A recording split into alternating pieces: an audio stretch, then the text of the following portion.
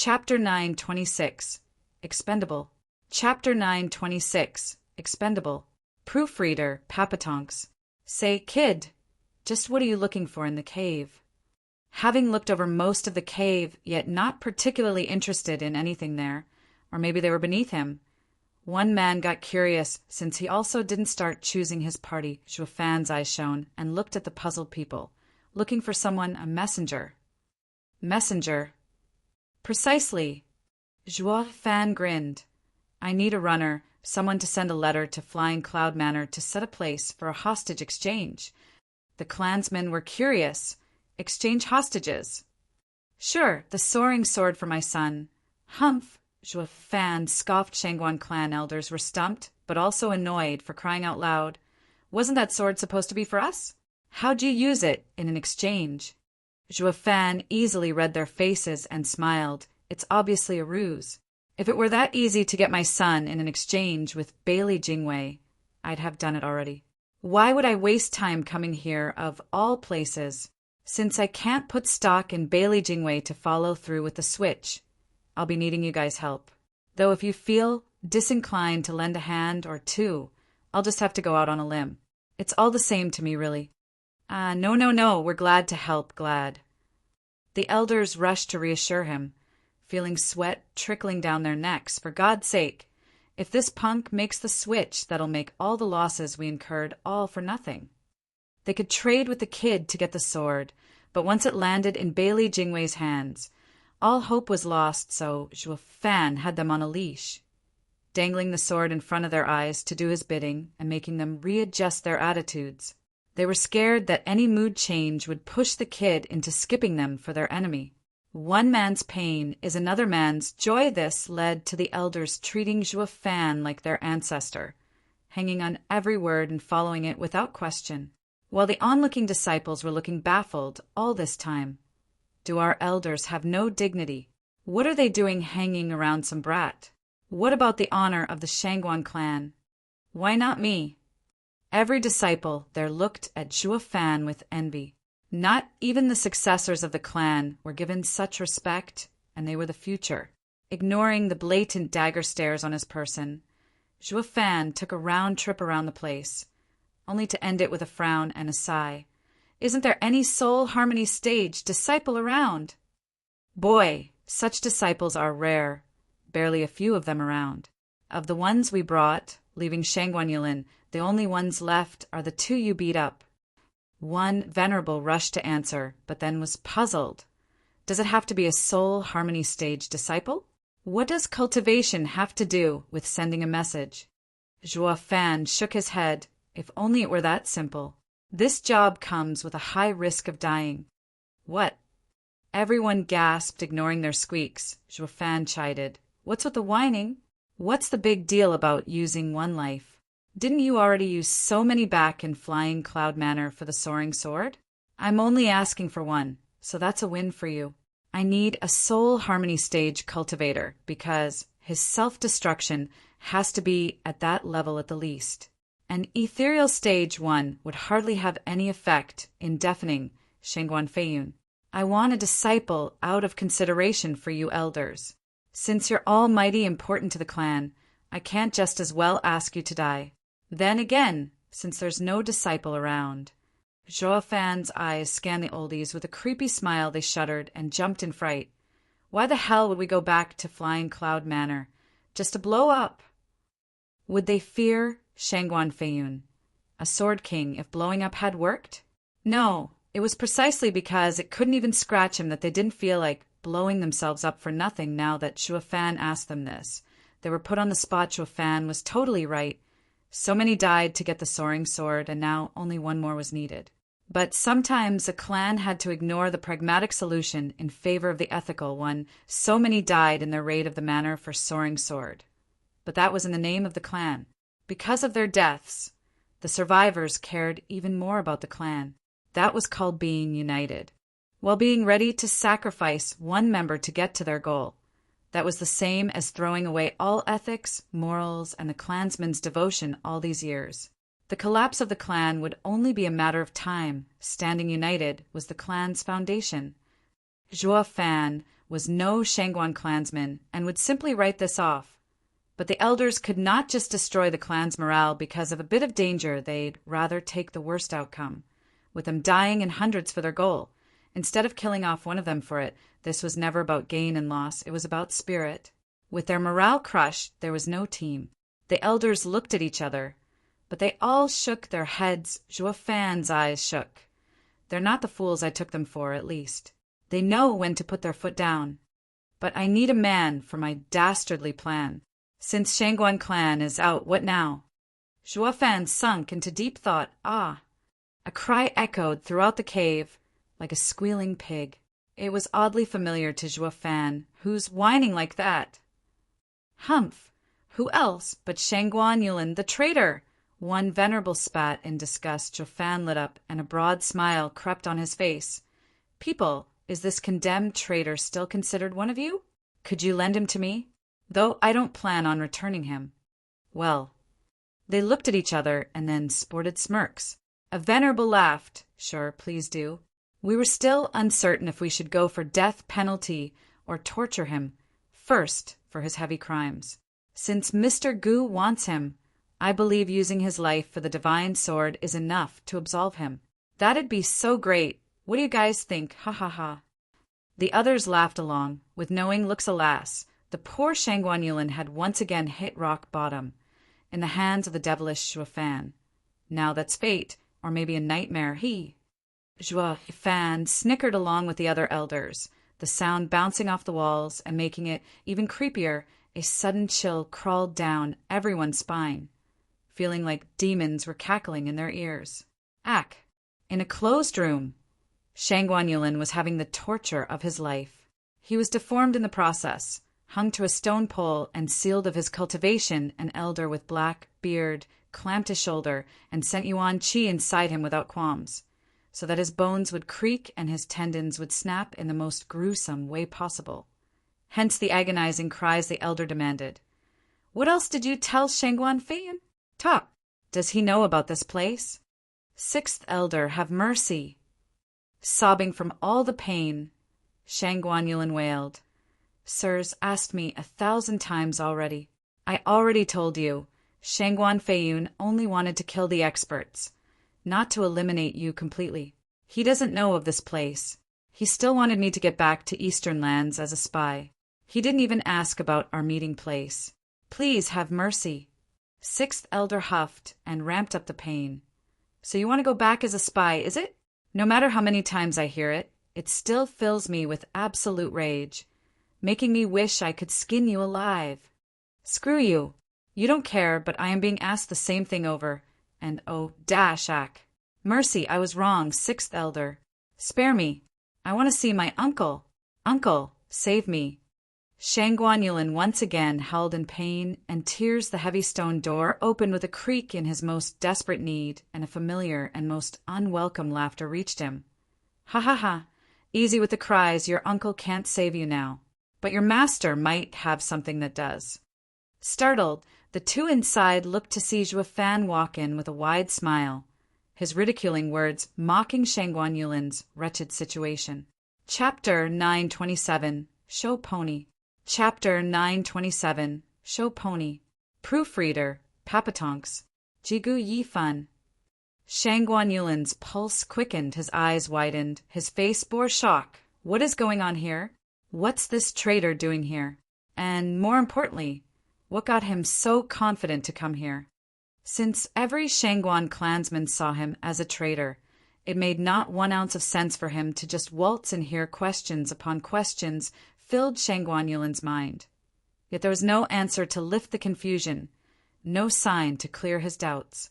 Soon, though, none of it even mattered, not when the hatred of revenge took over his faculties and was reduced to just crunching his teeth in rage. It was all this guy's fault that he, Shangguan Yulin, had his bright future as a double agent ruined. It all went down the drain the minute Gu Yifan popped into the picture. He betrayed the Shangguan clan and was now under their strict and creative torture, while also losing his value to Shangguan Feiyun. He was now so revolting. None saw him as a human being anymore. Everyone despised him, everyone hated him. What was worse, he now had no future, All because of this demon. Gu Yifan Shangguan Yulin's fury only grew as all his failures came to mind. Looking at the insufferable smug face and that demeaning smile, he'd want for nothing more than to tear him apart piece by bloody piece. The thing that took the last straw was that the punk faked being some big-shot, demonic cultivator to toy with him, and even had to knock his head on the floor for that. It was a humiliation this young master could never ever accept. What emperor would prostrate to a filthy, flea-ridden beggar? Anyone would be better than this freak. Everyone had their limits, whether aware of it or not. Shangguan Yulin's was, "Zhuo Fan, anyone can be better than me, but not this bastard. I'm superior to you in every way." This was none other than Shangguan Yulin's pride talking. It stemmed from his deep disdain of Zhuo Fan from the very start. He just couldn't let go of it. Or maybe his obsession with Shangguan Qingyan, who ended up getting close to Zhuo Fan, that he couldn't overcome in any case, while the entire event was made clear to any casual observer. He was still stuck in the past, blinded with his head stuck in the sand, the same guy he viewed as inferior. As a mere smudge towards his glorious future ended up being an expert in deep disguise, he would never accept it and would do anything to justify this fact to himself, to the point of being incapable of thinking basic questions as to why Zhuo Fan could just strut in here. All that came out was vitriol and bloodlust. Sixth Elder, he's the reason why we lost so many people in the Flying Cloud Manor. He gave us a fake map. Sir has to grab him and avenge them all. Sixth Elder gave Zhuo Fan an icy look. He hardly talked with Zhuo Fan in the Gu household and knew how things transpired, thus labeling him as a double agent as well. Since he was too busy carving into Shangguan Yulin in here, he was not part of Zhuo Fan's enlightening and inexorable speech held outside. In short, he was oblivious of Zhuo Fan and the Shangguan clan's deal. He was now thinking of nothing else but catching this traitor and giving him a re-education. He wouldn't forget Sixth Elder hated his kind the most. He shot for Zhuo Fan, bearing his bloodthirsty palm on Zhuo Fan to grab him. Late Genesis stage power slammed into Zhuo Fan and pinned him on the spot, yet it didn't seem to affect him, as if he chose to stay put. If that smile was anything to go by, Shangguan Yulin snickered, relishing his mortal enemy's plight. No matter how Sixth Elder was raging and his attack seemed deadly, it was only meant to seize and not kill. That's how you deal with spies. You capture them for interrogation, not kill them. Though that wasn't to say the process was pain-free. The grip on Zhuo Fan's shoulder would be so tight, all the bones would snap like twigs. Then there's the pain, followed by a world of hurt, as each day something new is done to you to relish newfound agony. Shangguan Yulin was actually looking forward to what came, snickering to himself as he pictured Zhuo Fan hanging from a rack with hooks in him. I'm the young master of Shangguan clan. A traitor will be deformed, twisted, tormented under all the pain he's inflicted upon. To an outsider like you, that goes double. Let's see how long you last under Sixth Elder's deft hands. Ha ha ha, I bet you'll be far more miserable than me, but at least you'll put me at ease. Hi. Shangguan Yulin cackled in his mind, rapture clearly painted on his face, his eyes obsessed with turning those twisted thoughts into reality that he was already picturing Zhuo Fan bleeding. Even as the attack had yet to land, he perked his ears, ready to relish Zhuo Fan's shoulder crumble like glass, the symphony soothing his disturbed mind. I've waited days for this. There's no better joy out there. Stop! An aged hand came out of the darkness and grabbed Sixth Elder's cruel hand before it even reached its target. Sixth Elder started and found one of Shangguan clan's 3 venerables next to him and the many other elders coming in. Sixth Elder shook. What? Mr. Gu is a guest and needs to be treated with respect. The venerable gave him a look and pulled Sixth Elder to the side to whisper in his ear. Sixth Elder jerked, bobbed his head, and returned to Zhuo Fan with new eyes. I ask Mr. Gu's forgiveness for my earlier ignorant transgression. Dong. While the cave was awfully peaceful, the same didn't apply to Shangguan Yulin's mind. Feeling like bombs went off, constantly gone from his elated state of hoping to see Zhuo Fan suffer. Shangguan Yulin's mind was broken. What the hell? Why are the elders treating him like some prized pony? They weren't like this even around Uncle. There's no fault in ignorance. I may not be much, but at least I'm kind, ha ha ha.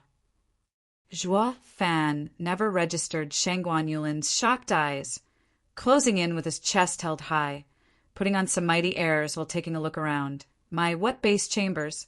There's not even a chair around. As since Mr. Gu says it must, then it has to have one. One elder shouted, "Guard, get Mr. Gu a laurel chair." What do you mean we don't have one? Get clan heads from the meeting hall, if you have to. Yes, sir. A reply came from outside, and in no time flat, a disciple brought the chair behind Zhuo Fan for him to rest his laurels. But not before the thoughtful disciple gave it a good cleaning with his sleeve. Mr. Gu, please, he... Since there isn't, there isn't. Why bother? I'm not one to nitpick, ha ha ha. With a smug grin, Zhuo Fan faked modesty as he made himself most comfortable in the prized chair, but this wasn't the end of it, not by far. Zhuo Fan gave a disapproving look around, like something was missing, and coughed, catching his drift. One elder shouted, "Get a table and tea!" Damn fools, are you blind? How could you forget about the rest when you brought the chair? Yes, elder. Two disciples were quick to arrive, gently placing a table next to Zhuo Fan. The other carefully placed the tea for their prized guest, grinning from ear to ear. Zhuo Fan leaned into the chair, the clan head's chair, like a boss. He then made a show of picking his cup and sipping once with one of the most exaggerated expressions of joy ever. This is the life. Shangguan Yulin, dangling from his pole, twitched, his broken heart now in pieces. His greatest hope these past torturous days was to see Zhuo Fan go through the same agony. What the hell? Why is showing off? What's with the elders? Why are they serving him like their ancestor, if not better? Have you no dignity, old coots? Shangguan Yulin held in his mind, but Zhuo Fan's taunting face made him gnash his teeth in fury. Guyifan, did heaven place you on this earth just so you can torture me? Ugh. Chapter 928, Leading. Chapter 928, Leading. Proofreader, Papatonks. With the fragrant tea safely in his belly, Zhuo Fan casually held the cup with a relishing sigh as he smiled and gestured at Shangguan Yulin. In a damp and dark hole such as this, some hot tea feels like heaven. Ain't that so, guys? Ha! Yeah. Mr. Gu knows how to enjoy life, ha ha ha. The elders went into a constant praising spree, all while sporting wide smiles. Zhuo Fan could pretty much say anything, and they'd still accept it. Shangguan Yulin's face twitched from anguish. It cut so deep that death was starting to look oddly inviting. Then it dawned on him. Zhuo Fan was putting this overblown display after all those days spent under the knife, and now actually turned out to be the worst torture of his life, in the words of Confucius. With socialism, fear not scarcity but inequality, not poverty but instability. The reverse applied just as well. In these two's case, the pain was amplified greatly when one was having the time of his life. While if the other had suffered, then no matter the torture received, it would never strip away the joy he felt if he got to see the other suffer. This was divergence. This was human nature, but to a most ambitious young man that had struggled all his life, he could never bear to watch another enjoying the dreams he yearned for. Zhuo Fan was basking in the elder's attention and praises, wallowing in more respect than a clan head would receive. What made it worse? It was none other than Zhuo Fan who was reaping the rewards. The one guy he despised with all his being. It translated into more than just bruised ego for the young lad. It was crushed, along with his heart. Why? We're both spies for Shangguan Feiyun, so why do you hail him and not me? I'm still a young master of Shangguan Feiyun. He's just an outsider. Why are you treating him so? Shangguan Yulin's heart was consumed with jealousy. Tinting his suffering in a harsher light, Zhuo Fan's eyes shone. That ought to do for foreplay. He regarded the elders. Seniors, please give us the room. I wish to have a private word with my disciple. Would it be possible? Sure. We're here to fulfill all of Mr. Gu's requests. Ha ha. The venerables saluted and led the men out. Then we'll be taking our leave. Mr. Gu, if there's anything at all, just ask. The heavy stone door rumbled and shut. This dark cave Shangguan Yulin felt numb. How are they the great elders of Shangguan Yulin? All I see is lapdogs with no dignity. The minute the door was shut, the elders' beaming smiles turned upside down. Grief taking hold, sixth elder taunted. Brothers, big and small, who knew you had such nasty sides to you, ha ha ha. Just don't. The punk wanted us to play along. That's the only reason we'd gone through such indignity. The elder who asked for a chair and table rolled his eyes, certain he'd never hear the end of this from his brothers, since he hated this disgraceful crap the most. The others, teasing glances, proved it. One venerable waved and became serious. That's enough banter. This is a crucial matter. Using an already compromised spy to send a message is dangerous enough and might lead to unforeseen mistakes. Understanding this is the most important. The boy is adept in mind games, and the faster we get our pawn, Shangguan Yulin, to fall in line, the better. We'll lose everything if he unravels on his way there. Gu Yifan is shrewd and daring, never leaving anything to chance. We've seen it for ourselves. How can he fail when he played Bailey Jingwei as well? Although he did that from the shadows and held the advantage of being overlooked. Now that he's going against Bailey Jingwei in the open, with his son on the line, he's bound to be doubly careful. What's so bad about using some of our integrity in exchange for the soaring sword? Another venerable spoke up. The men nodded, no longer depressed by the demeaning act they were forced to perform. After the elders left, Zhuo Fan was left alone with Shangguan Yulin in the dark cave. He placed the cup down gently and stood. Aren't you curious about how they're hanging on my every word? Shangguan Yulin rolled his eyes. Screw you. Go ahead, you bastard. Keep pretending till you get sick of it. You're a prisoner here, and so am I. We're both traitors to the clan, so you shouldn't hate me. I'll be honest, we're both the same. Zhuo Fan sighed, his eyes taking a forlorn tint. Out of consideration to young Sanzi, I only wanted to take Shangguan Qingyan back to the clan and then leave, but they just grabbed me after being found out. I'm just as trapped as you are at this point. Shangguan Yulin glared and mocked. Trapped? From this angle, you're more like a king. All the elders are kissing your feet, almost throwing Yenner at you and the clan head spot. What's there not to like about that? Clan head? Ha ha ha, I'm not their kin and have priors. My track record isn't exactly spotless. You think they'll put someone like me at the helm? Zhuo Fan raised an eyebrow. You're overthinking things. And besides, the only reason they show respect is so they can get the one thing they want the most. Shangguan Yulin gasped. Soaring sword. Yes, that thing. Zhuo Fan's eyes shone. I have possession of the soaring sword, and they have to play ball, all while attempting to string me to let it slip where the divine sword is at. Even honey trap is considered. What? Slow your roll. They haven't cracked me yet. Shangguan Yulin tensed in reflex.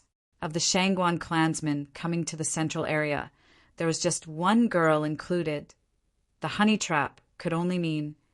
Shangguan Yulin's mind did not finish the thought as Zhuo Fan came to reassure him. Then he snickered. My nerves are of steel, though I don't think they'll last much longer. You know it too, that Yenner. Shut your mouth. You can't call her like that. Shangguan Yulin cursed. Zhuo Fan waved him off, having found his leverage on the punk, and went on the offensive. It's not my fault. Those guys keep getting us together. They promise that I just have to give them the soaring sword and I'll become their son-in-law, having all the power. You know I'm stalwart. The thought of my son in the hands of Shangguan Feiyun is what kept me from refusing for so long. I still wish to use the sword to get my son back. Off you go, then. Why the hell are you rambling about Yenner to me? Don't you think I'd have done it by now if I could? Dumbass. Would those bastards outside ever allow me to go through with it? Zhuo Fan sneered. The oldies were just outside, ears glued to the door and boiling mad. Bastards? He knows we're here, listening, yet has the nerve to call us names? Shangguan Feixiong and Shangguan Qingyan just came over and listened in. The minute Zhuo Fan's words about hooking them up were heard, Shangguan Qingyan went beet red, her eyes furious, though for no particular reason. She had a bashful smile, as well she knew it was all part of Zhuo Fan's plan. Shangguan Yulin's brows shook at the mere mention of Shangguan Qingyan. Then what do you want? I'm under constant watch, but only kept here. I am confined to this cave, like a prisoner. Zhuo Fan's eyes shone. That's why I need someone to send Flying Cloud Manor a message, to set up an exchange place. The minute I get a breather, I'll rush to get my son back. As for my trail, I'm sure the people of the manor are more than happy to settle them. It's simply borrowing strength. Shangguan Yulin stared hard at Zhuo Fan. Of course it is. Using Flying Cloud Manor to help yourself get away. This, in turn, let him see Zhuo Fan's point and smirked. You mean to have me go? Exactly. I did say we're the same, you and I. We can't stay with the Shangguan clan, and you need a new home, no? That makes you the only one I can trust, since our goals align. Since we both want to leave, you won't sell me out. Grinning, Zhuo Fan said, Since I have the soaring sword, Shangguan clan sees me as precious. They won't just let me go, but they're happy to fulfill all my wishes. I'll ask them to free you, and then you can send my message. We'll work together, so we'll both get what we want, right?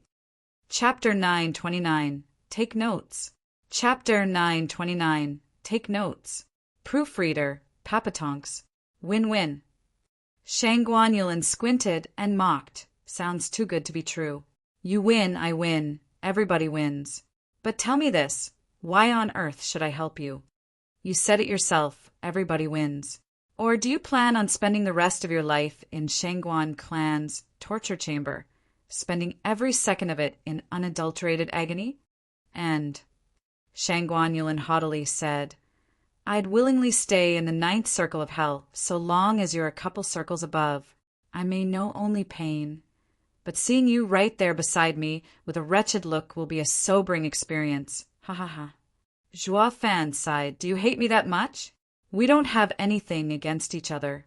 I only fooled you a few times now, getting you to knock your head on the floor, carved degenerate demon on your chest, made you shout master this and master that had you grovel at my feet, but only for a couple of times. Then was that all? I honestly can't recall. Man, that should be it, right? You want more? Isn't that goddamn enough? His face twitched with every sore spot that Zhuo Fan thoroughly skewered, bringing his anger to an all-time high. Gu Yifan, you're nothing but a foul rat. I come from a respected house, the Shangguan clan.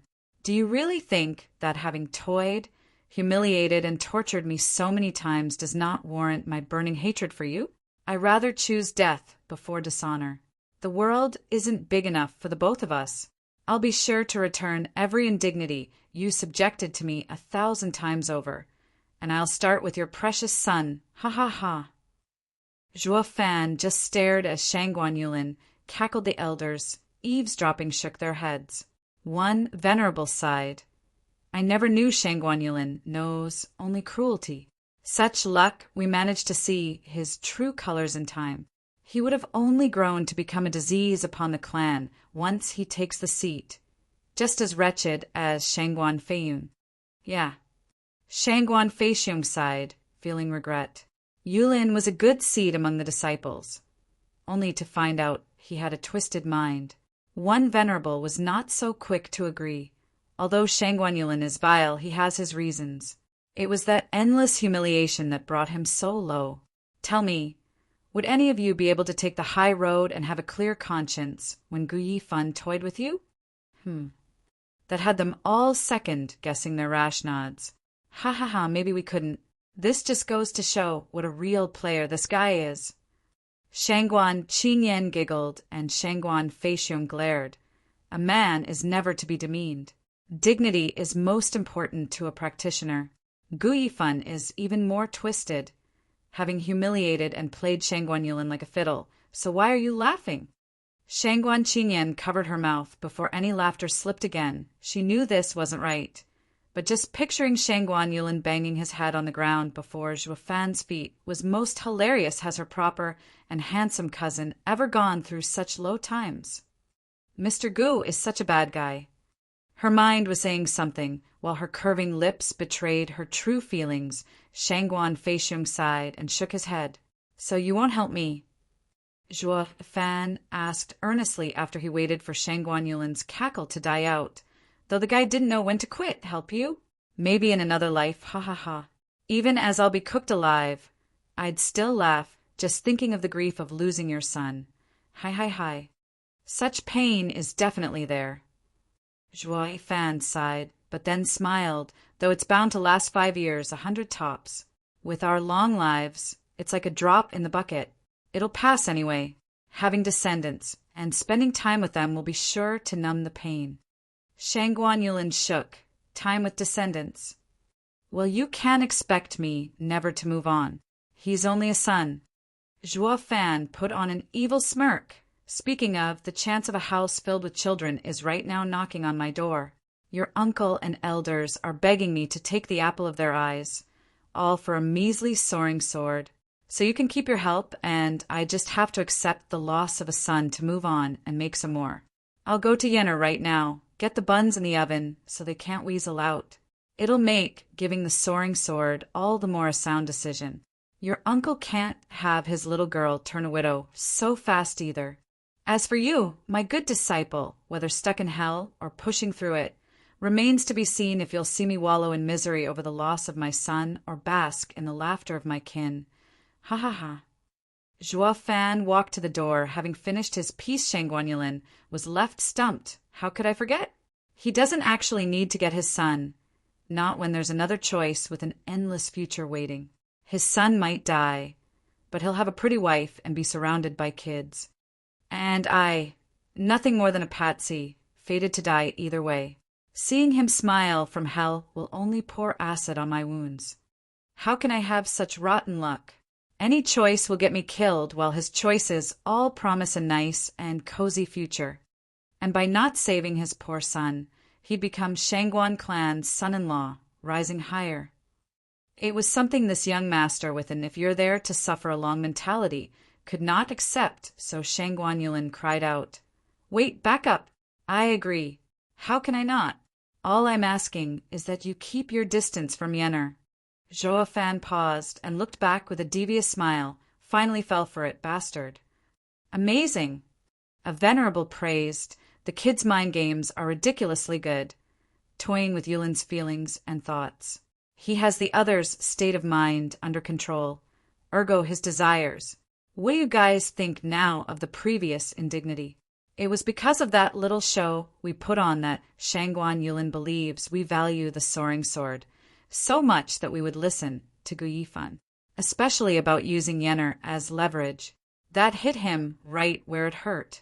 They all bobbed their heads like wise men, with another venerable turning to Shangguan Feixiong. Feixiong, take notes. This is the kind of mentality you should have as a clan head, as the leader of Eastern lands. Me learn from him. Shangguan Feixiong went red in the face. Gu Yifan is just AA Junior. And, the way I see it, you're the youth in his 20s here, with how naive you are, while he's the real monster, living through ages with his cunningness. Smiling, the venerable said, Don't you see? Even old guys like us are learning from him. The venerable pointed, and Shangguan Feixiong was shocked to see his oldies taking out jade slips and recording. Shangguan Feixiong's face twitched. That is called taking notes. Shangguan Feixiong was this close to spewing blood from the shock. These millennia-old geezers were as shameless as rash teenagers. Where's your self-respect? Shangguan Qingyan was the only one angry, stomping away through them. Don't just write everything. It's nothing but empty words. Stop at once. Everyone gave her odd looks. What's up, Yenner? Shangguan Feixiong sighed and shook his head. Yenner, are you angry at him for his untrue words and sulling your name? Or is it at him for not following through with it? Ha! Ignorant of all the ruckus outside. Zhuo Fan flicked his hand, and the chains were off Shangguan Yulin. Then he threw him on the ground. Hey, what's that for? I agreed, didn't I? Quiet. Zhuo Fan shouted for him to stop talking. You did agree. but there's nothing trustworthy about you.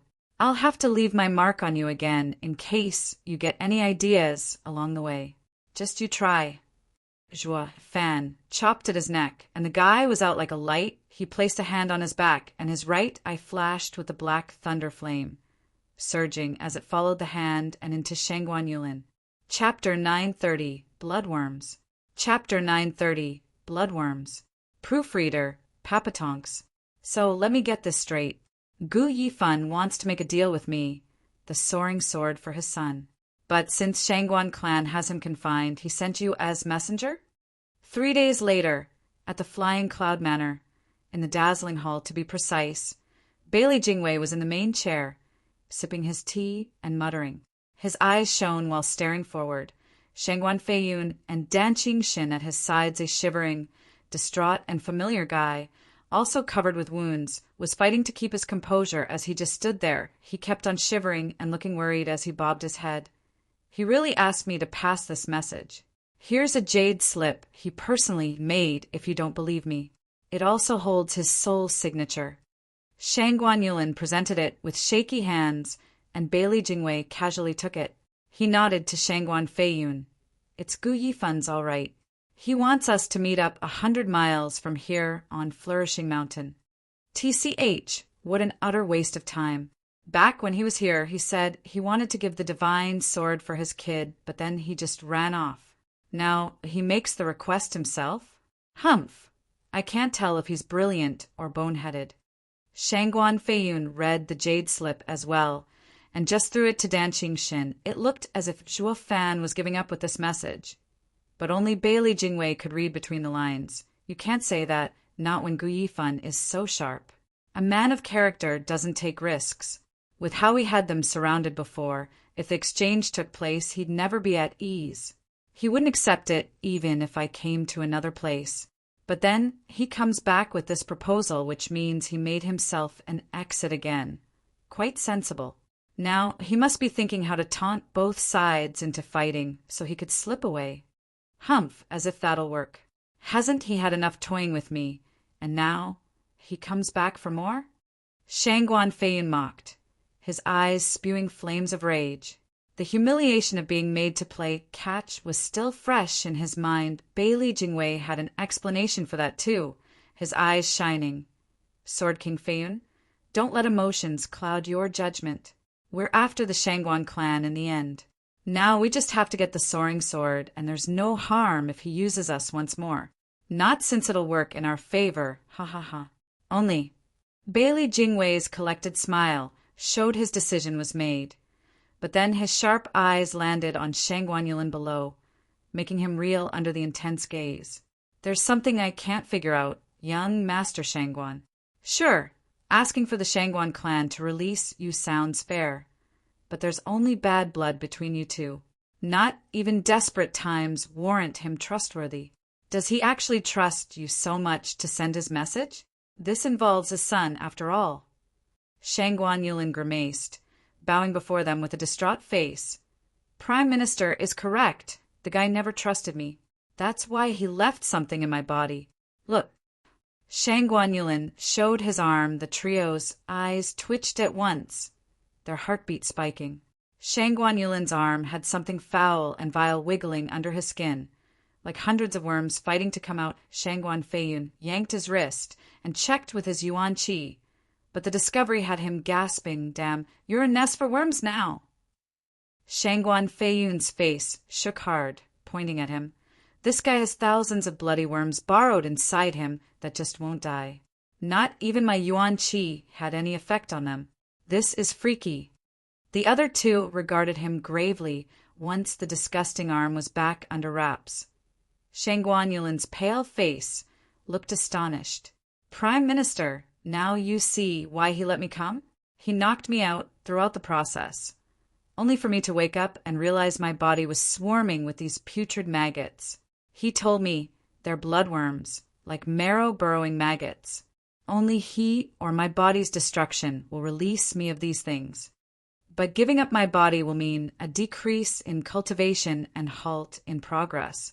He only had me deliver a message, something I found wholly beneath the worth of ruining my future.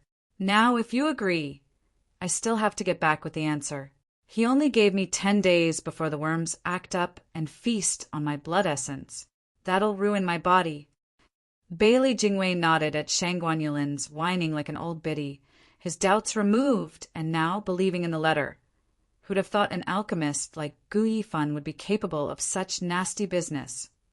Shangguan Feiyun huffed. Bailey Jingwei nodded. All men of renown have walked over thousands of corpses to get where they are since time immemorial. A true man knows when to act and be decisive. It'd be so much easier to handle Gu Yifan if he were kinder.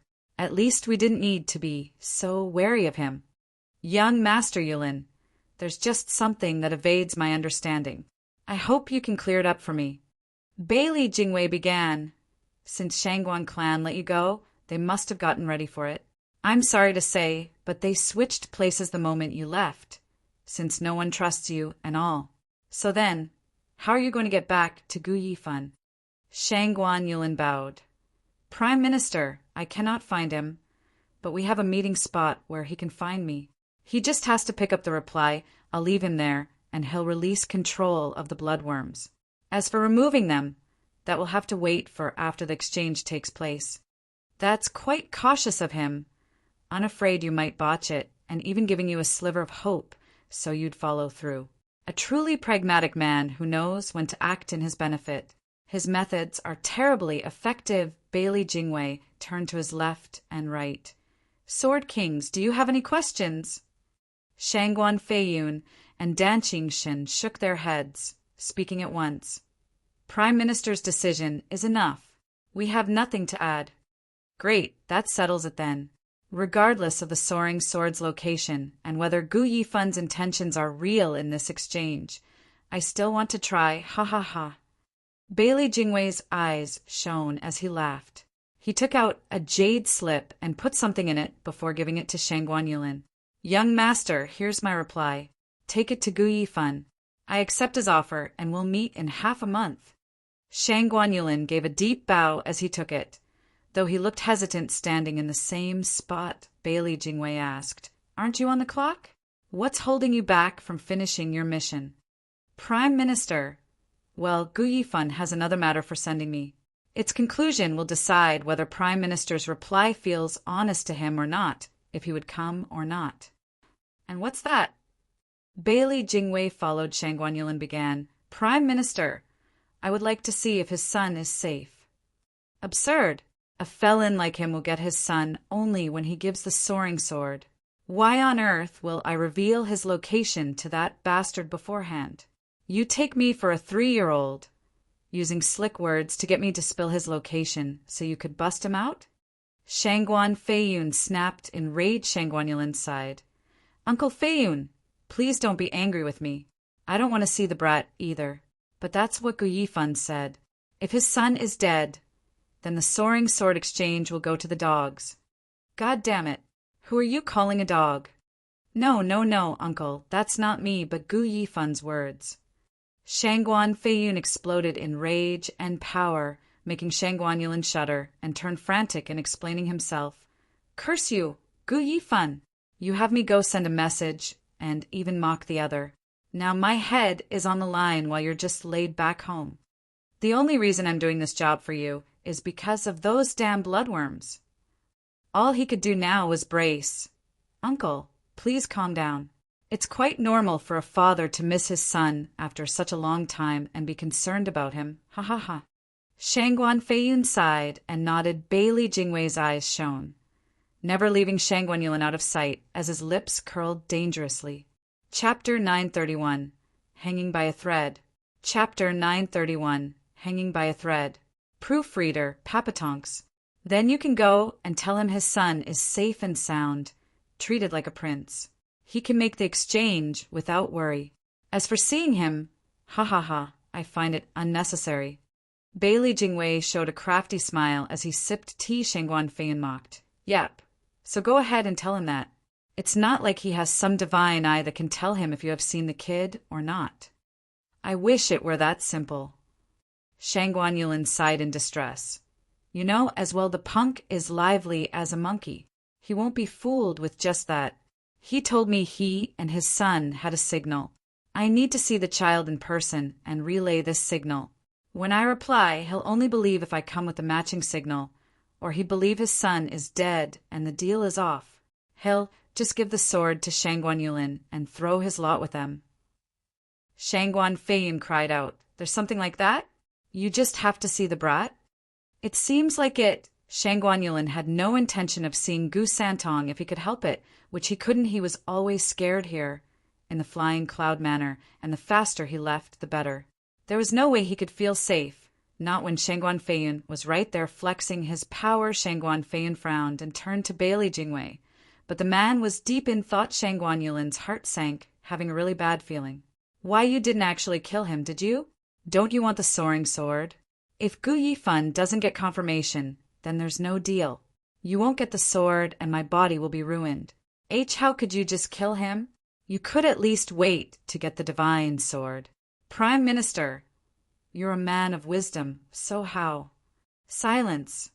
Shangguan Feiyun glared. "Enough of your chattering. He's not dead." "Oh, so he's alive. Then why are you so sensitive to the topic? Just let me see the brat, and don't make it harder on me. I almost had a heart attack thinking I'd see a corpse." Sighing, Shangguan Yulin unclenched, regarding them with renewed hope and waiting for an answer. Bailey Jingwei glanced over and nodded. "Fine, I'll take you to the boy.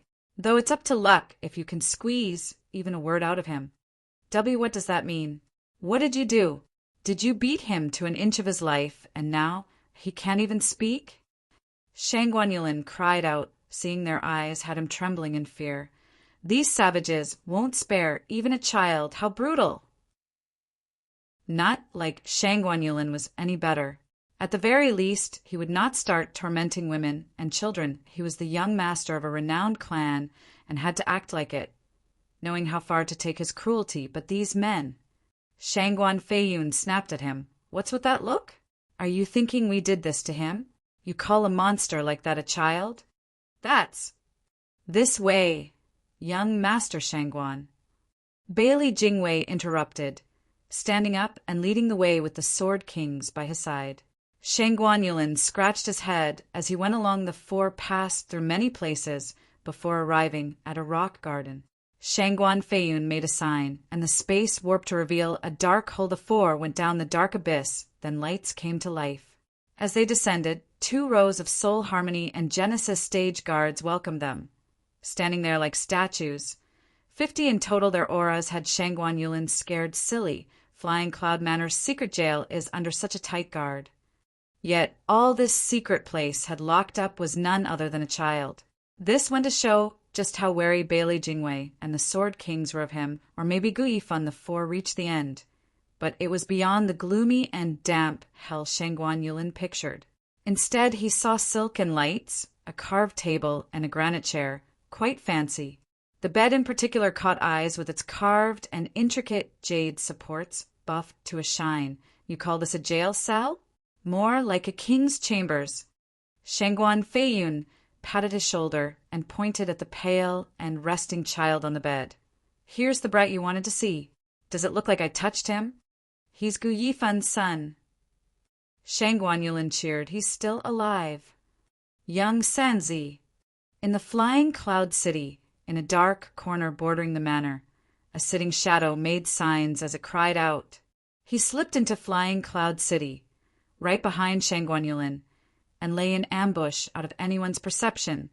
The swarming maggots in Shangguan Yulin's belly withdrew to reveal a scarlet image of an infant. The idea behind dumping so many bloodworms into Shangguan Yulin was not to threaten him into submission. He had other ways to do that. The bloodworms worked to those below the ethereal stage, since it tortured one's body. But it hardly posed a threat to a cultivator's soul. The other would just have to take the consequence of ruining his body, and you had no way of using him after Zhuofan stuffed him with bloodworms to hide the blood infants. Sent Zhuofan had him knocked unconscious to blind him of the process, and just what else was hidden in there? Blood infant was one. Bloodworms were another, while also sealing the guy's senses. So when Shangguan Feiyun came to check, he'd only see the bloodworms. Unaware of the blood infant lurking beneath, it was the perfect way to get Shangguan Yulin to help him find young Sanzi. All of it was set up to find young Sanzi as soon as possible. Any rescue attempt could only start when the target's location was confirmed. Zhuo Fan's brow shook. Seeing through blood infant's eyes the frail child behind the silk covers. His fists clenched, his heart shuddered in pain, but calm soon returned. It was not the time for action, but patience. Shangguan Yulin approached Gu Santong's side and checked his vitals. He turned to Shangguan Feiyun in shock. How is he? He's weakened by severe blood loss. Shangguan Feiyun rolled his eyes. Shangguan Yulin checked again and noticed Gu Santong's damaged arm. Even with the bandages to staunch the bleeding, blood was seeping still, following the arm and dripping into a bowl. Startled, Shangguan Yulin asked, "Are you letting out blood?" "Why?" "Bullshit." Shangguan Feiyun cursed. "I'm no saint, but never this vile as to bleed out a child. I never once tortured him and even used my personal training room to heal him. And you're asking if I bled him? This is your personal room." "What else, a prison?" Shangguan Yulin huffed and glared at him. Turning to Gu Santong, "The kid is weird. I planned on using him to threaten that Gu guy after my blade hurt him, so I had my alchemists heal him. But the odd thing is that no medicine can halt the bleeding. That's why I was hesitating about letting you see him. While not dead, he's not long for this world. It's unclear if he can get us the sword as he is." Shangguan Yulin's brow shook. So that's what all that stalling was about. The brat is hanging by a thread. He might not even live past a fortnight to see the exchange. Gu Yifan will never go with the damn thing if he knew, and will throw his lot with Shangguan clan, raising a family, but without his son. Zhuo Fan was overwhelmed at the truth about his condition, worried and flustered. Young Sanzi can't heal? WY. Chapter 932. Weird Signal. Chapter 932. Weird Signal. Proofreader, Papatonks. Checking Gu Santong's pulse. Bailey Jingwei turned to the others with a shake of his head. No change. His wound didn't mend at all, and his blood kept flowing. He'll soon die like this. Sword King Feiyun, you really went all out back then. How's it my fault? Shangguan Feiyun sighed.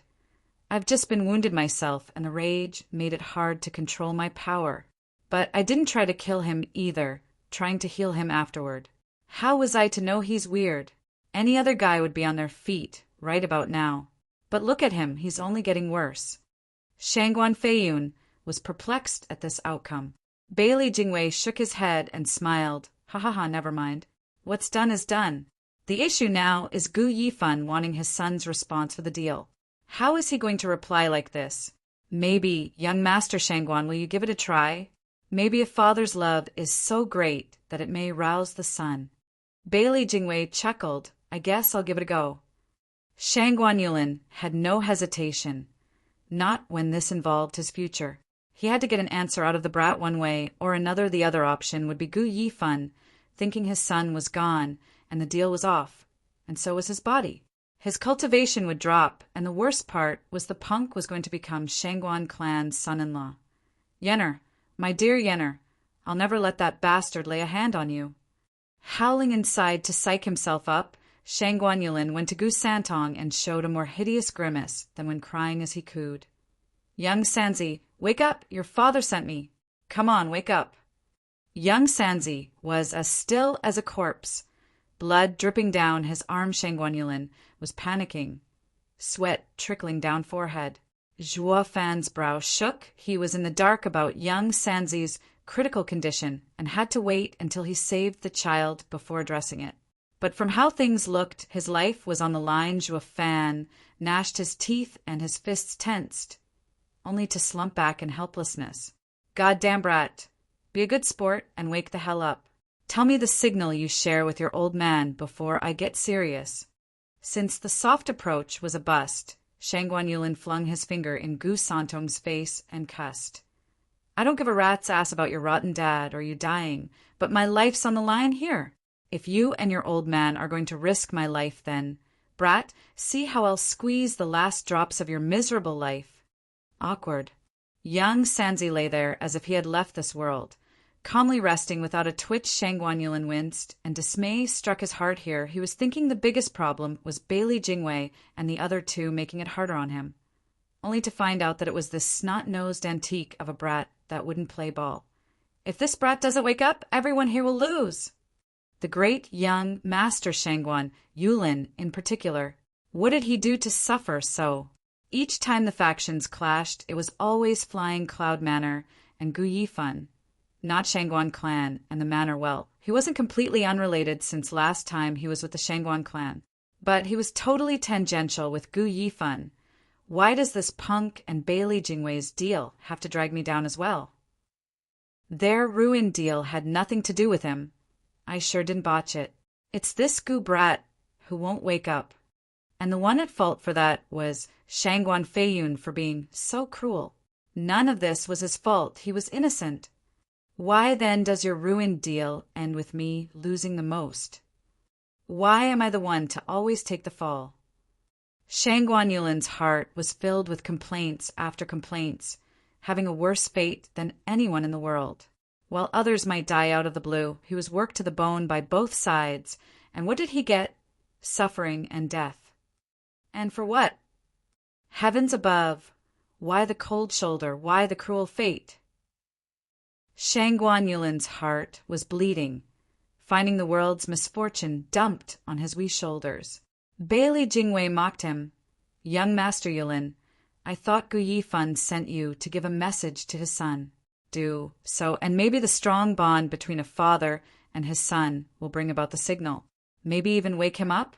Give it a go, ha ha ha. Shaking all over, Shangguan Yulin turned solemn and nodded with hope. Fine. Anything's better than dying. He lay next to young Sanzi on the bed, whispering sweet nothings. Young Sanzi, your dad asked me to tell you about your agreement. Do you remember? Whenever you're in danger, I'll always come save you. A gentleman can't forget his promise. Is that what a father tells his son? Why does it feel like a talk of equals? Shangguan Feiyun was puzzled. Bailey Jingwei was the same. But his mind was working on a solution. Then a faint whisper resounded. A gentleman never forgets his promise. Ha! Startled, the men looked to find the weak Gu Santong open his eyes and let out a faint laughter. He actually woke up. What's up with that signal, anyway? Shangguan Feiyun shouted in astonishment. Bailey Jingwei chuckled and shook his head. These two are a pair of oddballs. I heard that some fathers and sons see each other as equals, ignoring outdated traditions. This must be the case as well. A gentleman's promise, ha ha ha. The others nodded, but Shangguan Yulin was not one to give a flying hoot about how much of a weirdo the Gu members were. He only wanted the deal to take place so he could keep his own skin. Quite literally, Shangguan Yulin perked up. Brat, it's damn time you wake up. Hurry up and tell me your answer to the signal. I'll be off telling him the minute you do. Degenerate demon, why the hell would I tell it to you? Gu Santong's angelic face took on a savage smile. Pale as he was, he nevertheless succeeded in getting across the dripping disdain and scorn he had for Shangguan Yulin, cutting the man deep. For God's sake, even the Gu brat is mocking me. How is that normal? Crunching his teeth, Shangguan Yulin clenched and spat. Screw you, brat. Hurry up and give me the signal like a good kid so your dad can give the sword for your petty life. I win, you win. Everybody wins. Cross me, and I'll be sure to make both your lives a living hell. Degenerate demon, why the hell would I tell it to you? Gu Santong rolled his eyes, assess. Shangguan Yulin was fuming now. Brat, didn't I just say this is for your own sake? Staying here any longer will only get you killed. Your dad just has to give the sword, and only then you'll survive. Tuck, what's the signal? Degenerate demon, why the hell would I tell it to you? Screw you. Why can't a rotten kid fricking understand reason? Shangguan Yulin was on the verge of having a meltdown as he held his head. His knees softened and kneeled at Gu Santong's side, pleading, Child, I'm here to help your father get you back. I've said my signal, so can't you do the same? We're on the same side. Give me your reply, and everyone will be happy. Gu Santong gave him a long look, then sported a wicked smile. Degenerate demon, why the hell would I tell it to you? Shangguan Yulin's face twitched hard, his body shook, and his mouth bled. Turned out that Gu Santong's repeated onslaught had popped a vein in him. Young Master Yulin, pardon the interruption. Bailey Jingwei intervened. Is it possible that the reply is degenerate demon? Why the hell would I tell it to you? Shangguan Yulin's eyes blanked out, dumbstruck. Then he turned to Gu Santong's cute and mocking smile. The wounded brat couldn't be more obvious in his scorn. I already told you the signal, but who is the deaf one here? Shangguan Yulin's face twitched, his heart cracking like glass, tears seeping from the seams. These two are toying with me. They're getting their kicks until I die. Chapter 933. Boom. Chapter 933. Boom. Proofreader, Papatonks. Gu Yifan and his son sure know how to have fun. It's such a weird signal that it makes no damn sense. Shangguan Feiyun shook his head at the twitching, crushed, and seething Shangguan Yulin. Bailey Jingwei was just as clueless, so he just shook away the thoughts. It's how oddities are, or maybe it's just a way to obfuscate others from randomly guessing the signal. There's no point reading into it. At least we now know his response and can make the deal. Young Master Shangguan, you should be going. Weren't you on the clock? Bailey Jingwei smiled at the depressed Shangguan Yulin with the intention of kicking him out. Shangguan Yulin got his meaning of sealing the deal fast, so he stood up and bowed to them. Then I shall go to Gu Yifan with the reply. I shall be the first to congratulate Prime Minister getting the soaring sword from the punk. Why, thank you, young master. Bailey Jingwei smiled, as did the other two. While this guy had lost all his value, he was still smooth. Such flattery was neither forced nor overblown. Said just right to make others feel good. Maybe he's still of some use after all, ha ha ha. With that done, they all went out of the cave, giving no attention to the weakened Gu Santong on the bed. Gu Santong eyed them and smiled. He let out a breath and closed his eyes, though muttering, Dad's coming to save me, ha ha ha. But did he get what I meant? Thump. Bailey Jingwei and the two Sword Kings led Shangguan Yulin outside, being nice and friendly with him, like he was a real guest of honor. He was cautious as he walked, the rows of powerful guards giving him a bad feeling every time their aura flared. Staying just 1 extra second in this accursed place felt as if his life would be over. The peculiar thing was, the closer he was to the exit, the more pronounced it was hum. Shangguan Yulin shivered out of nowhere and halted. They had only reached half-point of the tunnel and still had a way to go. Shangguan Feiyun paused, giving him an odd look. What is it? Why did you stop? Shangguan Yulin just stood there, frozen in panic with horror in his eyes. He did all he could to move his jaw, but it felt he had lost control. Shangguan Feiyun scanned him, since he was acting even weirder. What's he playing at? Shangguan Yulin gave them some hopeful looks, trying to convey something. Impossible in a gloomy place such as this. And the others walked over just as Shangguan Yulin was feeling terror, 100 miles away, in a dark corner outside the manor. Someone was using those same eyes as he waited for the target to approach, squinting. Zhuo Fan was like a patient hunter on the prowl. He made a sign to nail Shangguan Yulin on the spot, while using the blood infant's eyes to see Shangguan Yulin taking slow steps towards him. The closer it got, the colder his gaze was. Boom. The instant Shangguan Feiyun reached Shangguan Yulin, Zhuo Fan's hands shifted. Who? Shangguan Feiyun's senses flared with grave danger coming from within Shangguan Yulin. Something he hadn't felt in ages, though sensing did not equal reacting. Shangguan Yulin's sudden explosion as a soul harmony expert swept everything in its path. Most of it focused on Shangguan Feiyun in front, though a peak Genesis stage expert was far from defenseless.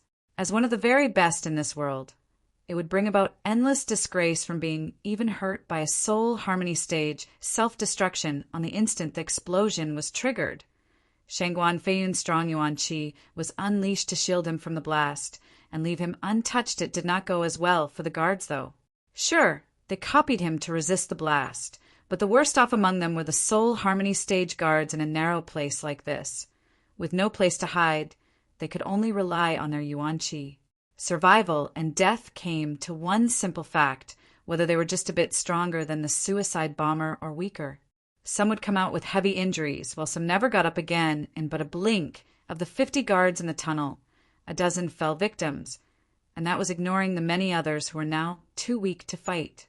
It went to show just how devastating a blowout of a Soul Harmony stage cultivator could be. It had to be, or no one would be doing it, but this was just the start. As everyone rejoiced the worst had passed, black thunder flames shot from the center of the blast. It was Shui Fan's third trump card he stashed in Shangguan Yulin. The apocalyptic thunder flame. Not even the likes of Sword King Feiyun saw this one coming. It was common knowledge that a self-detonation used one's yuan qi, something a Genesis stage expert had to spare, just based on the difference in stages. But when the black thunder flame was included, one with the power of total destruction, it was fundamentally a universal killer, all ending up suffering the same miserable fate until its power ran out like a claw from hell. The black thunder flame shot like lightning in all directions. Anything it touched, be it flesh or hard bedrock, all burned. Wiped out of existence, the Genesis stage guards hardly registered when the black thunder flame touched their yuan qi shields, and only heard as it sizzled and was eaten away. The flames then crept on them, swallowing each one as it devoured. It was so deadly. There was no cry released as their souls got submerged in this terrifying black thunder flame, and so the rest of the guards, 30+ in number, all met their end in some unknown tunnel. Even the 2 Sword Kings were panicking around such deadly force. The worst off was Shangguan Feiyun, who was closest, now surrounded by this dark burning killer. His only saving grace was the strong yuan qi that kept the flames at bay, away from his body, though this was not meant to last. He felt as his yuan qi was sapped every moment around this thunder flame. He had to leave at once. The crackling of the flames reached their ears, adding to the fear this black fire incited. Even in the likes of a Sword King, Shangguan Feiyun was not alone in this peril, with Beili Jingwei and Dancing Shin being in danger, as well. Beili Jingwei was only in the ethereal stage and could not muster a token of resistance against the Hell's beckoning. It was all thanks to Dancing Shin for surviving, as he used his yuan qi to protect them both. Judging by the tense brow and shocked eyes, it was not easy at all. He was also fearful of this strange black fire. That boy's eerie flame has grown to such an extent already. The more I feel it, the more terrible it becomes. Dancing Shin's heart tensed as he watched the ravenous black flames. It felt like just yesterday Zhuo Fan used just a finger-sized dark flame in the double dragon, gathering to harm Yulin despite him being under exalted He Rant's protection. This earned his title as best disciple in Western lands. That tiny flame now became a sea of fire, swallowing anything in its path. The boy has become terrifying in just a few years. Dancing Shin took a deep breath and sighed. Chapter 934. Lure. Chapter 934. Lure. Proofreader, Papatonks. Brother Dan, we can't stop this strange black flame even as it eats it away. It won't do us any good if we just stay here in this tight place. Looking from the ever-expanding Black Sea, Shangguan Feiyun turned a nervous glance to Dancing Shin. The man shouted, "All right!" He pointed 2 fingers at the sky, and a soaring sort of energy shot out in a loud boom, letting the sun cast light in this dark place, while also shedding some light on the demonic black thunder flame whoosh. Looking at the clear sky with a stray cloud here and there, Dancing Shin hoisted Beili Jingwei on his shoulder and flew away from the black flame. As the flames latched on his yuan qi shield and crept all over it, Dancing Shin shook once and sent his shield away from himself, letting the flames chip away at it from a safe distance, disappearing once their meal was finished. Whoosh. Shangguan Feiyun and a few strong Genesis stage guards arrived, shedding the terrifying flames in the same manner Dancing Shin did. They were at last out of danger and could breathe easier. These mighty and respected Genesis stage experts had just escaped a brush with death, something that hardly happened to them the more they watched the thunder flames swallow the manor. The deeper their fear ran. What the hell is this? Why is it so horrible? Of the 50 or so guards in the tunnel, only 5 escaped. It was testament to the warranted fear they had for the black thunder flame and of its destruction. The flames kept spreading, eating and destroying all of the manor, and they were powerless to stop it. Shangguan Feiyun stood there stunned, his face grave from the dangerous experience. It was a first for him. To see his men die out without even making a sound, it echoed in him the same amount of powerlessness he saw in them. There was a limit to what a man could do, a saying he would not soon forget. Prime Minister, Brother Dan, what is this thing? Do any of you know? Shangguan Feiyun flew over to them and spoke with no little shock in his voice. It's just a flame, but Yuan Qi can't stop it nor break it. Only by letting it consume everything will it make it stop. The only reason we're still here talking is because we had the Yuan Qi to keep it at bay. Any stronger, and even this Sword King would have fallen. This is absurd. Bailey Jingwei and Dan Qingxin nodded gravely. Dan Qingxin kept the knowledge about it, and Zhuo Fan to himself, while Bailey Jingwei grimaced. It's not a question of what, but how strong. With this black flame, nothing in the world can stop it. We've only survived it because its power has a limit. Yet, even so, it still managed to threaten the likes of a Sword King. Sword Kings think for a second. We've been hard-pressed to use Yuan Qi and keep the flames away, but if just one mote touched us, we'd be dead. Shangguan Feiyun shook, and Dan Qingxin's voice cracked in shock. The black flame needs but a touch, and nothing will remain of us. Bailey Jingwei sighed. Such a deadly power is hard for even a Sword King to escape. Then what about Patriarch? This is our first time seeing such a thing. But what if there'll be more of it? Then Bailey Jingwei trailed off, but Shangguan Feiyun understood his worry loud and clear. There just has to be more of this thing, and it could drive fear even into invincible sword. The question is, where did this outrageous thing come from? Shangguan Feiyun frowned, while Bailey Jingwei was lost in worries. In any case, Shangguan Yulin's detonation has something to do with the Shangguan clan. Bailey Jingwei spoke coldly. Shangguan Feiyun cursed. Those bastards must be behind it. I don't know where they got this dangerous thing, but they stuffed it in the brat and got him to explode. It was clearly aimed at us. I was right to be wary of the detonation, even if its blast was meager. Any carelessness from my part, and the flame would have eaten me alive. Damn you, Shangguan Feixiong, and your cruelty. Shangguan Feixiong. Shangguan Feiyun had instantly dumped all the blame behind this devious and savage attack on his brother. But Bailey Jingwei frowned. Would such a kind and upright clan head resort to something so vile? Let's not forget that the mind behind everything is still Gu-Boom. A sudden, distant explosion cut off his words. The trio jerked and looked over in its direction. From the manor's east side, a surge of power came, followed by a most familiar sword energy.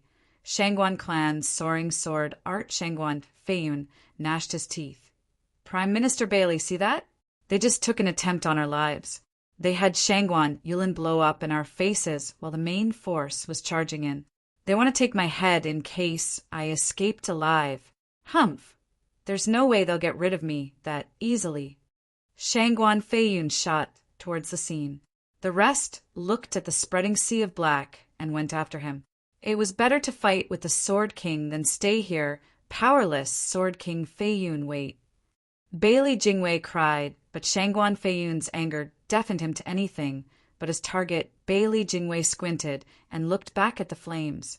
He sighed and gave Dan Qingxin a look. Flying together after Shangguan Feiyun, all the excitement and suddenness had made them blind to the on and off red infant. Going deeper into the flames and using them for cover, it went through the tunnel filled with flames and arrived to where the weakened Gu Santong rested. Young Sanzi! Gu Santong shook at the familiar voice and smiled. Dad, you're here. Of course I am. I've come to get you out. The blood infant turned into a pitch-black sword floating under Gu Santong. It then took the child and disappeared without a trace.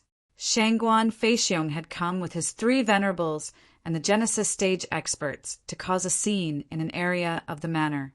They burned and killed without stopping, as no guard could match the power of the 3 venerables, not when they could hold back a Sword King. What was more, there were few guards around, far weaker than the carefully picked Shangguan experts. Boom.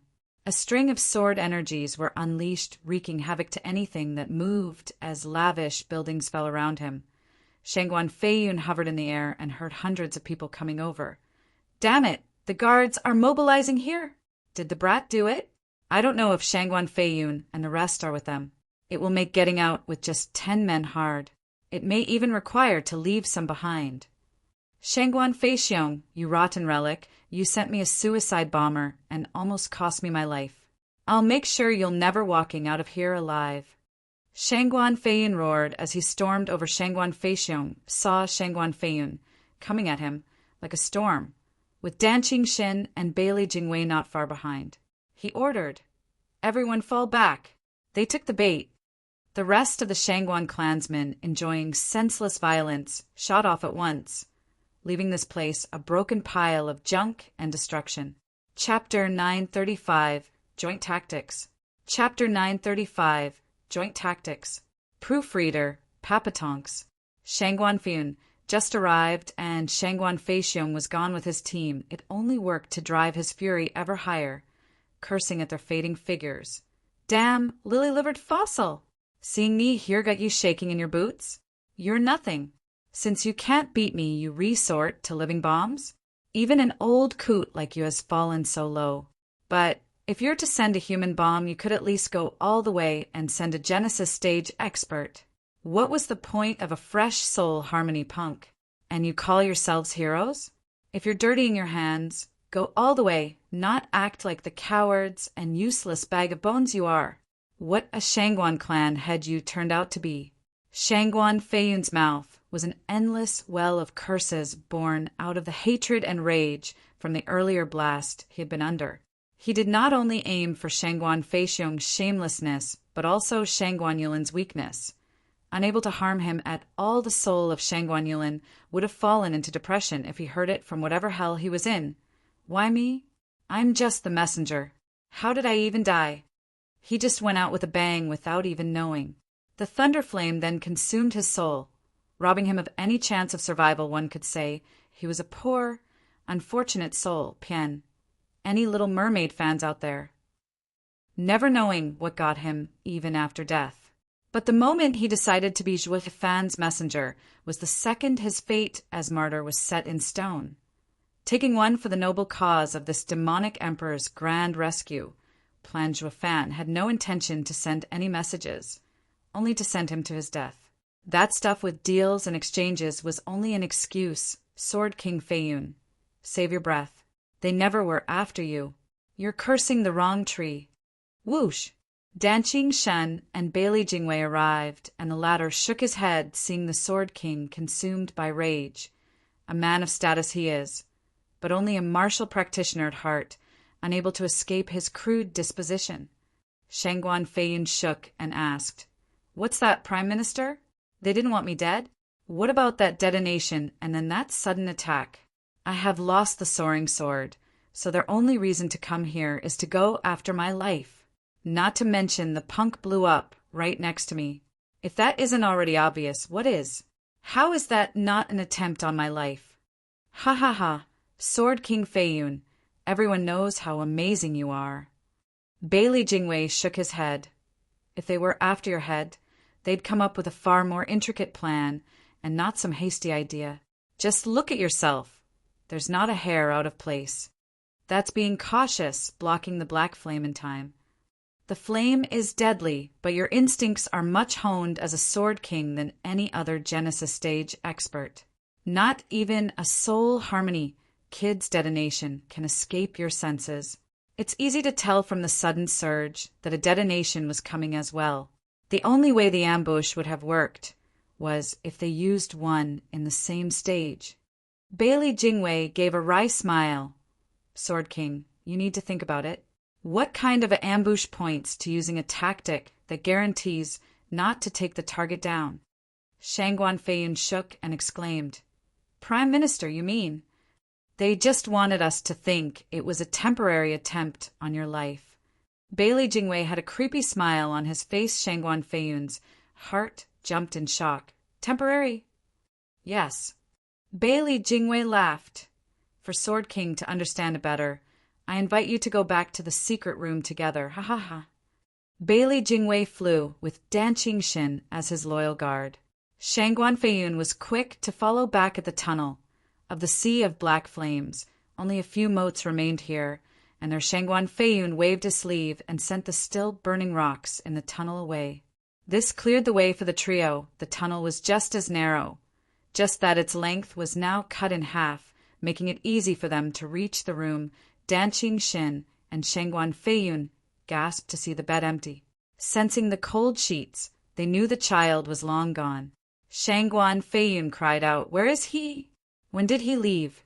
Rescued while the attacking Shangguan clan drew our attention.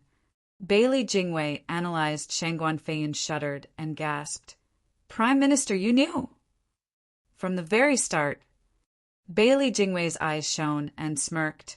Our opponent wasn't the Shangguan clan, but Gu Yifan. Shangguan Feiyun cried out, Him? How did he do it? Didn't we agree on an exchange? Why? We did agree, but do you trust ourselves to let the father and son go free after we got the soaring sword? Bailey Jingwei shook his head. If I don't trust the deal, then you can be sure Gu Yifan won't either. The soaring sword is his leverage. Once removed, nothing can stop us from killing him. How far do you think a radiant stage father can run with his injured son? It makes sense he'd need Shangguan clan's cover, but would they help him without the soaring sword? From the start, he never planned on following through on the deal, only after taking our bargaining chip. Bailey Jingwei looked around the empty room and chuckled. I have yet to figure out how he slipped in and succeeded in taking his son through the chaos. But the minute Shangguan Yulin demanded to see the child, I knew he planned a rescue. The rest were a series of plans. Shangguan Yulin's detonation, then the Black Flame's invasion of the tunnel, all a show of strength to unbalance our state of mind. Anxiety causes men to be irrational and fall for his trap. That's why I said, Sword King Feiyun, that the attempt on you was temporary. If you had calmed down and discovered the child was missing, you'd see the target wasn't you to begin with. Shangguan Feiyun's brow shook, looking tense at Bailey Jingwei and nodding. Everything makes sense now. Next came Shangguan Feixiong, leaving as quickly as they attacked to lure us away. This was all to enrage and strike at your name. So Sword King Feiyun would believe this was an attempt on yourself, so you'd strike in anger and away from here. Then there's the black flame covering the tunnel. With the guards fearful of it, the only sensible thing for them was to follow you. Bailey Jingwei smiled as he unraveled the mystery. This gave him the opening to slip in when no one was around and save the child. He had Shangguan Yulin deliver message, so he'd ingrain in our minds that we'd make the exchange in 2 weeks, and anything that happened within this time was out of his hands. This led to us immediately believing it to be the Shangguan clan behind Shangguan Yulin's detonation, while excluding him as being part of the equation. Ha ha ha! Gu Yifan makes us feel a swirl of emotions all at the same time. Truly amazing how his schemes are so meticulous. I've traveled the 5 lands for years, but not once met with such a thorny opponent. Just thinking about holding his head fills me with a sense of achievement. Bailey Jingwei cackled. Shangguan Feiyun nodded. Feeling his back soaked, he's fast, precise, and deadly, stooping to any low. A more twisted mind on this earth is hard to come by. Then there's the fact he had the Shangguan clan's 10 experts work with him to get his son, with no casualties. At least he's not part of the Shangguan clan, or it would have turned dire. This is the core of every manipulator, not personal strength, but turning every pawn around him into a deadly weapon. The worst danger Central Area's Sword Star Empire can have right now is if by some chance the 4 lands place value on Gu Yifan. Bailey Jingwei's eyes flashed with murder as he spoke with resolve. We have to get rid of him now once and for all. Shangguan Feiyun stared at his hateful face and nodded. He is a very real danger, but has Prime Minister ever thought of winning him? Not even once. Bailey Jingwei shook his head. I have said once that I don't like anyone like me. I alone am enough to govern the central area. I certainly don't need a second one, and certainly not Gu Yifan. Dan Qing played the silent observer.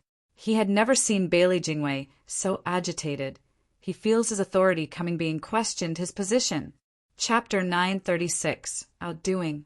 Chapter 936, Outdoing. Proofreader, Papatonks. With the entire string of events clinically presented to him, it dawned on Shangguan Feiyun what it all represented. Though, like in anything, doubts still remained. Prime Minister, you knew this was going to happen, so why didn't you stop us from falling into his trap? Sword King Feiyun, you're underestimating Gu Yifan. Bailey Jingwei smiled.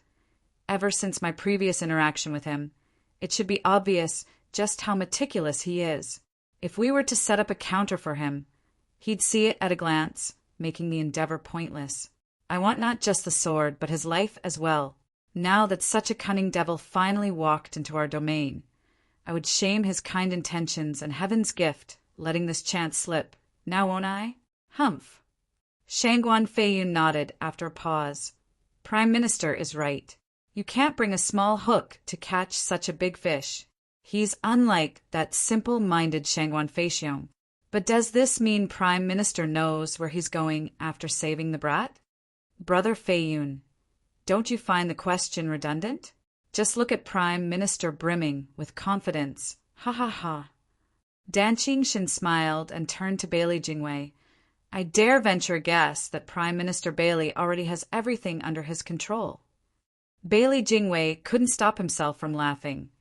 Dragon Cleaving Sword King is truly a close friend. Yes, I have everything ready. Then where is he? Shangguan Feiyun asked eagerly. Bailey Jingwei waved his hand, his eyes shining as he spoke. Humph! The punk's key to his joint tactics was speed. From the moment Shangguan Yulin detonated to Shangguan Yulin's strike, they all happened at perfect timing and speed.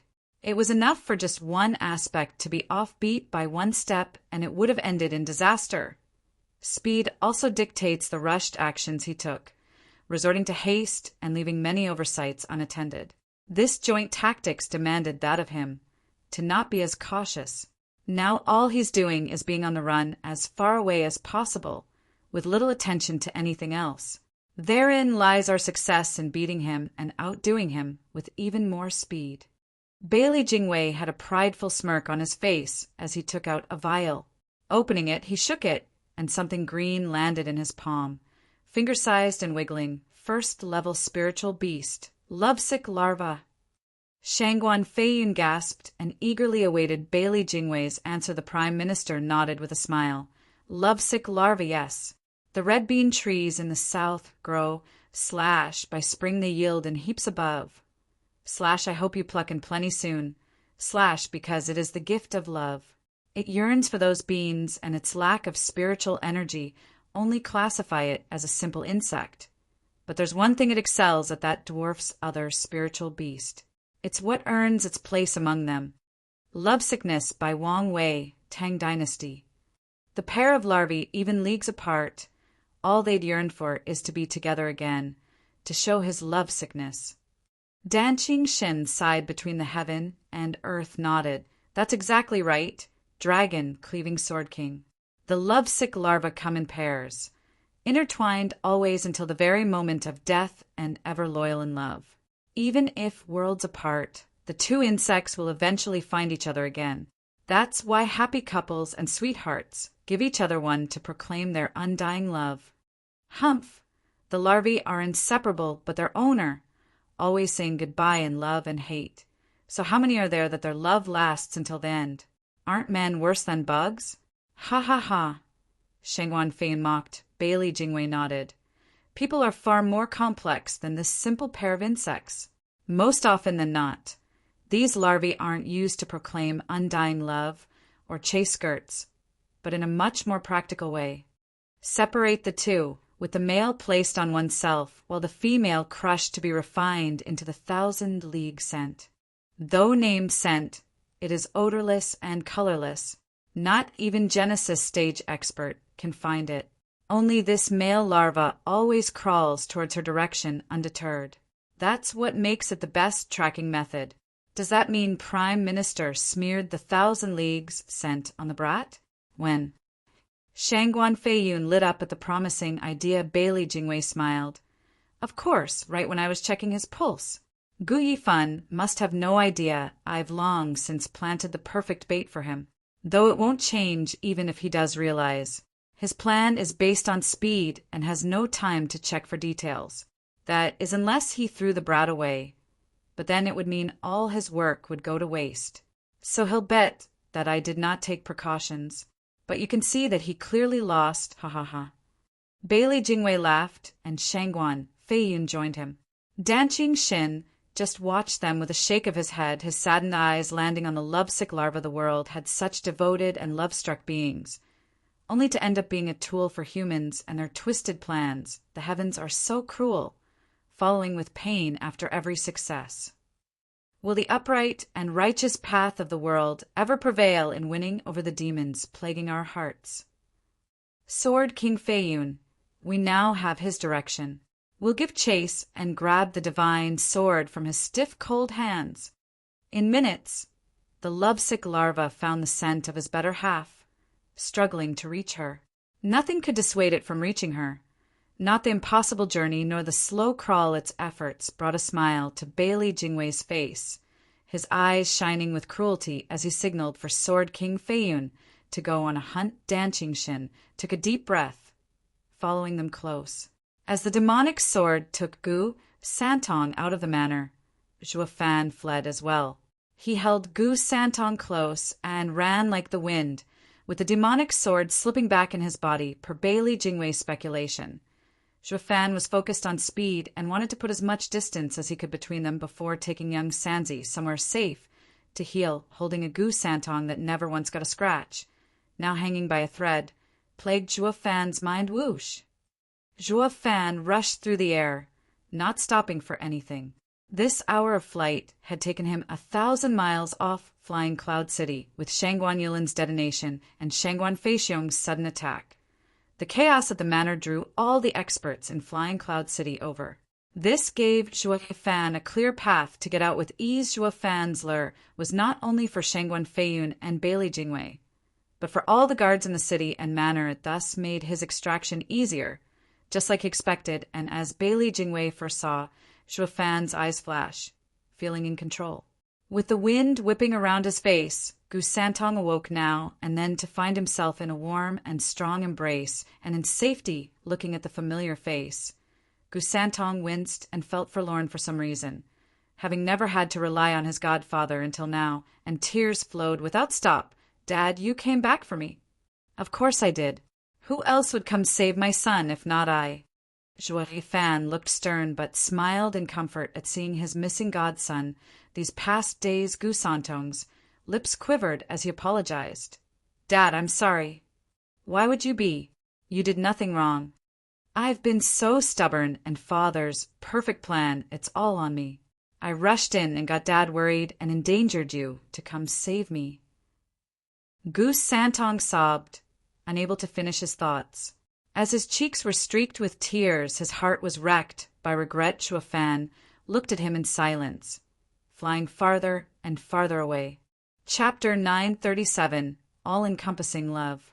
Chapter 937, All-Encompassing Love. Proofreader, Papatonks.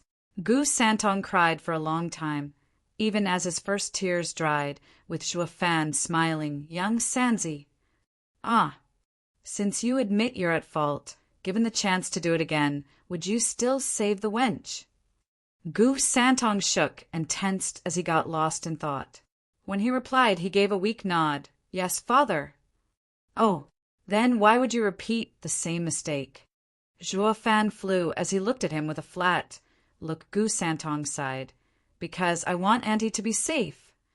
Then why do you say it's your fault? I meant for making you worried and risking yourself for me. But I couldn't watch Auntie, who was always nice to me, be hurt. That's why I'd save Auntie again if I could. But I don't want father to be in danger because of me either. Gu Santong's fidgeting betrayed his nervousness. Zhuo Fan spoke calmly. Young Sanzi, then you shouldn't say sorry. Father! Gu Santong shook, looking stunned. Zhuo Fan's cold tone sounded angry to him. Then Zhuo Fan sighed and smiled. We've all been young and rash once. We've all made mistakes. Right and wrong are relative, not set in stone. As long as you think it's right, give it your all. Even if it's wrong, as long as it's worth it for you. Do it if you are ready to face the consequences of your choice. A real man doesn't utter apologies lightly, or they would hold no value. A man needs to be liable, regardless of wrong or right. Since you saved the wench, you need to be responsible for what follows, including having me spare the effort to save you, even my life. No, Dad, I never wanted you. Zhuo Fan's words sounded like his will, and Gu Santong was only getting frightened as he cried. Zhuo Fan chuckled. Think thrice before acting, young Sanzi. You're not the same as before. Your every move has ramifications. Since you couldn't let the wench get hurt, does that mean I could leave you be? I'm your dad. Gu Santong's lip trembled. Overwhelmed by his love, this was a father, one who would accept him as he was in his entirety. Gu Santong experienced for the first time Zhuo Fan's endless love he had for his son. Feeling this father reliable, it had always been the case of Zhuo Fan being the weaker one and needed his help, accepting every time because of the fondness of having a dad. Only now, when he was in trouble, he felt his father's arms protecting him. Zhuo Fan had become his everything, not just a mere godfather, but a true father, one such as he could always lean on. Also, is there anything a father and son can't talk about? If you wanted to save the girl, you could have just told me, and I would have. Zhuo Fan continued, although my attention has been lapsing that day from always focusing on sealing the falls and never noticing your changes. It's my fault, and I should be the one to apologize. Zhuo Fan sighed with guilt. Gu Santong's regret only grew at his words. No, it's all on me. I always thought Dad's attention was only on the whirlwind tunnel, ignoring everything else. All plans were coming to a head all at once, and did not want to say anything, fearing you might yell at me. Zhuo Fan shook and regarded Gu Santong's gloomy face. My own son thinks I'm so cold and unreasonable? That might have been before. Young Sanzi, listen closely, all-encompassing love. We are family. What you like, I'll make all efforts to like as well. Trust me from now on. Zhuo Fan was resolute as he stared at Gu Santong, looking deep in his father's eyes. Gu Santong bobbed his head. Finally showing his usually bright smile, Zhuo Fan smiled back in relief. As the father and son grew closer as family, a cackle from behind startled them. Ha ha ha, got you now, Gu Yifan. Try and escape this time. Zhuo Fan's eyes hardened and looked back with a sinking feeling. Those rotten bastards caught up too fast. Whoosh! 3 pretty trails were left in the sky as Shangguan Feiyun, Bailey Jingwei, and Dan Qingxin appeared. Though Dan Qingxin carried Bailey Jingwei since his speed was limited, the wisest man in the empire, and 2 sword kings were hot on Zhuo Fan's tail. Their power slammed into him and made him gasp, his frown deepening. How did they get here so soon? It's like they knew our heading. Gu Santong cried out. Zhuo Fan stomped harder with Gu Santong in his arms. It's obvious they've done something to you, so these dogs could sniff you out. I drew them. Gu Santong's eyes shook, feeling ashamed. Dad, forgive me. Young Sanzi, what did I say? A man shouldn't always apologize. Then Zhuo Fan smirked. Besides, it's all within my calculations. Truly, trust your dad. Whoosh! Zhuo Fan sped up, his eyes flashing with cold determination. It was not like sword kings were hot on his tail, but mere wild dogs the odds were. Hardly anyone in the whole central area actually got away from any of these 3 big shots. But Zhuo Fan was confident in his skills, going fast while holding his happy son, Shangguan Feiyun cussed. He just won't give up. Does he really think he can escape from the likes of us? Then again, it's not like we'll show mercy even if he stops, ha ha ha.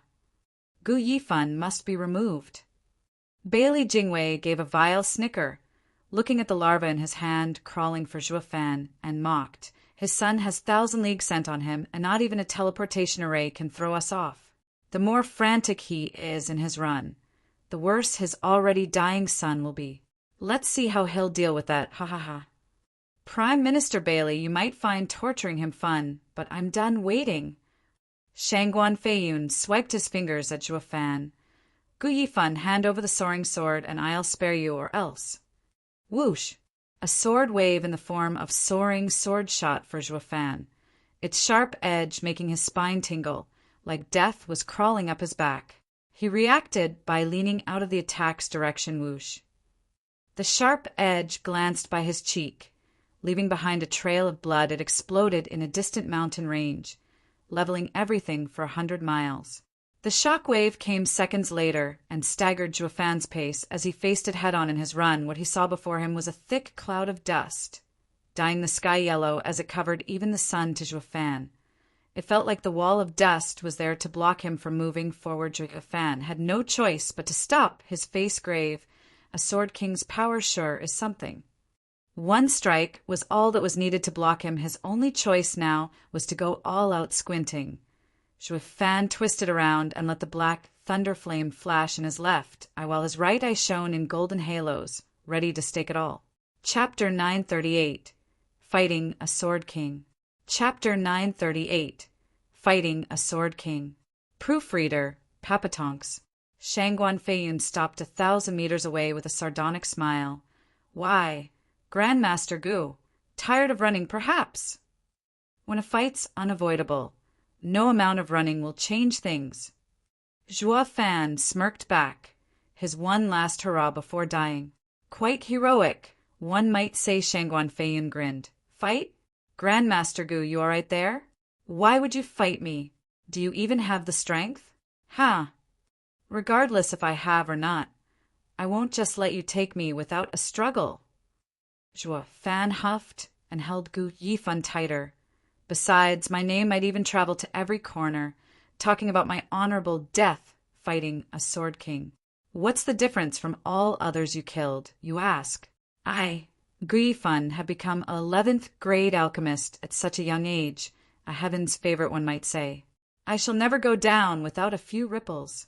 Ha ha! Shangguan Feiyun eyed him as his cocky words stabbed his ears. He turned to Bailey Jingwei and mocked. I say, Gu Yifan just doesn't know when to quit. Even in death, he wants to be on top, remembered through the ages. Youngsters are filled with ambition. There's nothing odd about that. Between dying nameless like mowed grass and going down with dignity with their names spread throughout the world, anyone would always choose the latter. Bailey Jingwei smiled. Grandmaster Gu, you very much know I have a soft spot for talents. You more than qualify to be one. So give us the soaring sword, and why not think about giving your service to the Emperor? Bailey Jingwei sounded sincere, but all Zhuo Fan did was mock him for it. Prime Minister Bailey does like talents, but in my short year in the Central area, I've not once heard of any notable, brilliant people in Prime Minister service. Could it be that the wide and expansive Central area has none? Or is it likelier that Prime Minister's wisdom outshines everyone else's? That doesn't sound right either.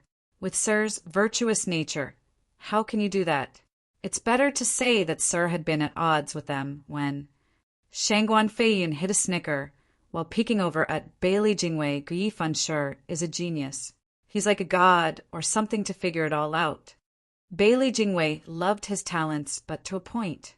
He could employ all of them under his wing, but there was just one type that he abhorred the most, those like him, good in politics. He'd strike hard and fast. Out of fear of being replaced, this empire was just not big enough for two prime ministers. Bailey Jingwei would have happily welcomed Gu Yifan into his fold, so long as he was but an outstanding alchemist, and only that. But late events showed time and time again what a twisted and calculative mind he had. Not unlike Bailey Jingwei, by bringing him to the empire, the prime minister's post might just slip from under him. Gu Yifan had to die here, and now beyond any shadow of a doubt. Stealing the soaring sword had nothing to do with it, but just because Bailey Jingwei found him an eyesore. Grandmaster, Gu has some good eyes, ha ha ha. Bailey Jingwei's face twitched. Since Grandmaster Gu insists on this action, I won't dissuade you any longer. While I understand you don't care about yourself, but what about the other life involved? Grandmaster Gu just has to give us the soaring sword, and I promise your son's safety. Zhuo Fan turned to Gu Santong, seeing the determination in his eyes, and chuckled. Prime Minister, there's no need to toy with me. My son is just like me, and I'm sure you've already seen this. Rooting out the weeds isn't uncommon. None of you would be so willing to let your enemy's son live, now would you? Ha ha ha. Prime Minister should save his breath. The both of us will live or die together in this fight. Zhuo Fan used his belt to tie Gu Santong close to him, filled with the will to die. His son was no different. Shangguan Feiyun was touched by their determination. They were sure to become great in the future. A shame it will be cut short today. Since Grandmaster Gu can't see reason, I'll oblige. Lacking the appreciation a fellow warrior would have of another's valor, Bailey Jingwei signaled Shangguan Feiyun. Shangguan Feiyun, send them off. Shangguan Feiyun nodded and swiped with his fingers, unleashing a terrible energy rumbling forward, giving the feeling the world might collapse. Zhuo Fan's brow shook, watching the fingers intently as sweat trickled down his brow. He wouldn't last 5 moves against Sword King Feiyun. But then again, he wasn't in it to win, but to survive. Therein lay the slim chance at life. He was now following the plan he made, but each step was accompanied by mortal danger. One slip and nothing would remain of him. He found the best solution was to get a mortal wound and then escape, since anyone would disregard a dying person. Waves of power came from those 2 fingers, shaking the world around them. Zhuo Fan's right eye flashed in golden halos, ready to act even as sweat poured from his brow. Shangguan Feiyun's sword had such power and speed that not even shift might get him out of the woods. The only hope of survival was to use it the instant the attack was released. Any later, and life was forfeit. Any later, and the enemy would notice and just switch directions, resulting in life, and death hung on that one tiny window. There was no room for errors. Zhuo Fan was under a lot of pressure because of it, as this was his first time facing a Sword King, the peak power of the mortal domain. The soaked back attested to that. Whoosh! Shangguan Feiyun moved his fingers in Zhuo Fan's direction, and the sword was released. It was then Zhuo Fan's divine eye of the void activated. Just as the attack reached Zhuo Fan, he flickered and was gone. The sword struck the wall of dust behind, blowing it away. He dodged it? How? Shangguan Feiyun exclaimed. But soon there was a ripple coming from his front. Zhuo Fan wasn't going for an escape, but to attack a Sword King. All of them were shocked. How much nerve does this punk have? His keen senses made him aware of Zhuo Fan's location. And although shocked, Shangguan Feiyun used his Yuan Qi again to form sword energy in his fingers. Even as Zhuo Fan was in the middle of appearing, Shangguan Feiyun's second attack was ready just as he became visible and mocked Zhuo Fan. Humph! You have some guts to face me instead of running. You must really have a death wish. Thunder flame, void annihilation. His right eye flashed in 2 golden halos while his right burned, unleashing the attack he had in store. The thunder flame shot for Shangguan Feiyun like a black pillar of death. Right for his head. Shangguan Feiyun shook from seeing the deadly thunder flame again, and his heart jumped in fright. He was frantic in using a Yuan Qi shield, doing anything he could to keep that thing from touching him, all while his second sword struck Zhuo Fan. At such close range, Zhuo Fan had no chance of dodging or running. Not even his soul would survive this great and deadly power made Zhuo Fan's face burn, and his scalp numb. It was now reality that had strayed from Zhuo Fan's flawless predictions. Shangguan Feiyun, who had always been looking down on him so far, had been so scared he began to take the youth seriously. It was at the same time that he felt threatened from the core of his heart. Chapter 939. Shock. Chapter 939. Shock. Proofreader, Papatonks. With a muffled sound, the black thunder flame struck, but unlike sticking to the Yuan Qi shield as before, it went right through it like paper and straight for his flesh. Shangguan Feiyun panicked in fear. Overwhelmed by the power of the thunder flame going beyond his expectation, what Shangguan Yulin had demonstrated through his detonation was the thunder flame's intrinsic power, not when it was used as a skill like now as for the thunder flame void annihilation.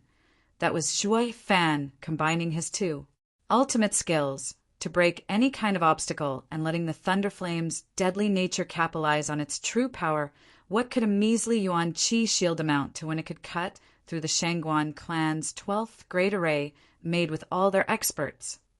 With fear vivid in his look and with terror in his heart, Shangguan Feiyun rushed to dodge this deadly move. This, in turn, affected his aim on the sword that was meant for Zhuo Fan, leading to it shooting someplace else and leveling another 50 miles area. Turning into a dust storm, the destructive black thunder flame streaked past his shoulder and far beyond. Shangguan Feiyun felt its vibrant and burning power as it passed, making his blood run cold the amount of times the great best in eastern lands, now a sword king, felt such unfiltered terror from his incredibly close brush with death could be counted on one hand. It was far too soon to relax, though, as sizzling jarred his ears.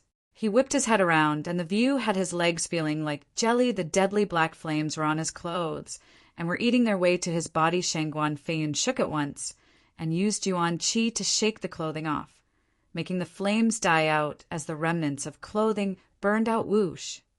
Then another sound entered his ears, and watched as Zhuo Fan with young Sanzi in his arms appeared again in front. His left eye was filled with violent black flames, while his right shone in two golden halos, planning to make a repeat of the previous move, but the horror had been too memorable for Shangguan Feiyun the first time to allow it to happen again. Not even facing death felt so horrible. Shangguan Feiyun saw Zhuo Fan appearing and jumped back with no delay. 10 kilometers, in fact, when he finally sensed some semblance of safety. He eased a breath he didn't know he was holding, feeling drained as if from a fight with invincible sword. He gasped for breath, his feeble legs barely keeping him from falling. There was even a conspicuous change in color on Sword King Shangguan's pants, quite obvious to any observer. Bailey Jingwei and Dan Qingxin had their jaws hanging. Come on, Sword King Feiyun! You're supposed to be a sword king. So what are you doing looking so worn out after an exchange with a puny radiant stage cultivator? What a scandal. Your top is naked for having your clothes ruined and your lower half wet from being scared to death by a measly radiant stage alchemist. Bailey Jingwei's mouth twitched, anger clearly showing. Just as he was about to curse, he then understood the thunder flame's fatal danger, so Prime Minister looked heavily at the panting Zhuo Fan. Gu Yifan wasn't just making wild boasting when he said he'd fight a sword king. This kid is truly frightening. Dan Qingxin nodded. The black flame's power can kill a sword king. If only he was a bit stronger than that attack. He stopped, hearing the snapping of Bailey Jingwei's knuckles and his heavy tone. There's no way he'll get any stronger. First I wanted to kill him because I wanted to, but now it's for the safety of the Empire. There can only be one invincible sword in this world. There's no room for a second, dreaded existence. Dan Qingxin's brow shook, his eyes flashing. The boy's too outstanding.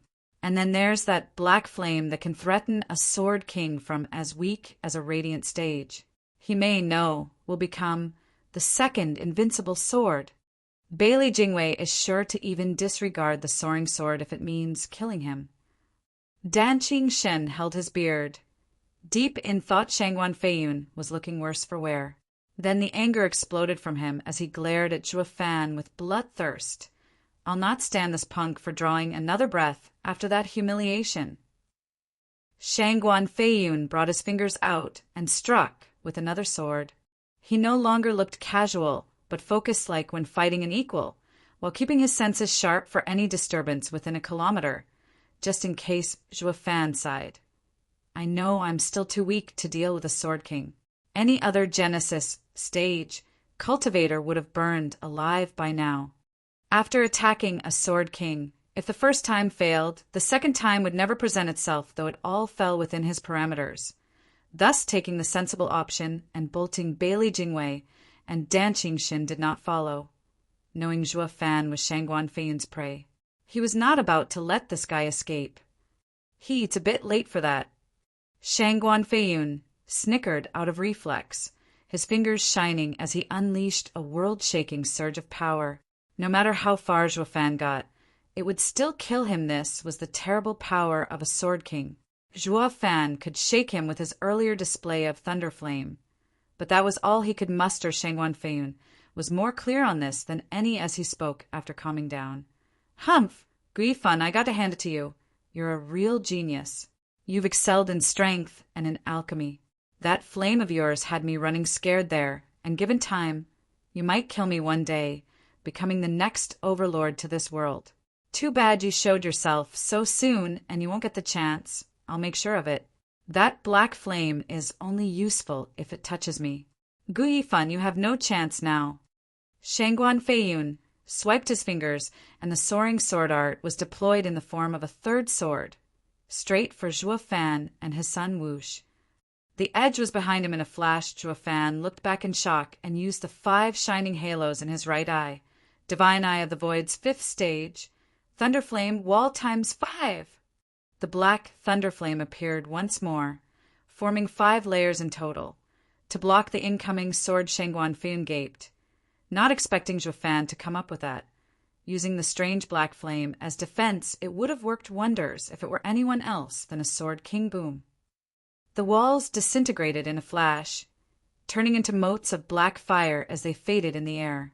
Zhuo Fan shook and spat blood from the strong aftershock. Both of his eyes were also bleeding. As for the sword energy, it still went for Zhuo Fan. Ha ha ha, Gu Yifan. Even with that oddity helping you, with your power you have no. Shangguan Feiyun cackled victoriously, but then he choked, turning incredulous. What the hell? My sword energy. Chapter 940. Edge of Death. Chapter 940. Edge of Death. Proofreader, Papatonks. SSS.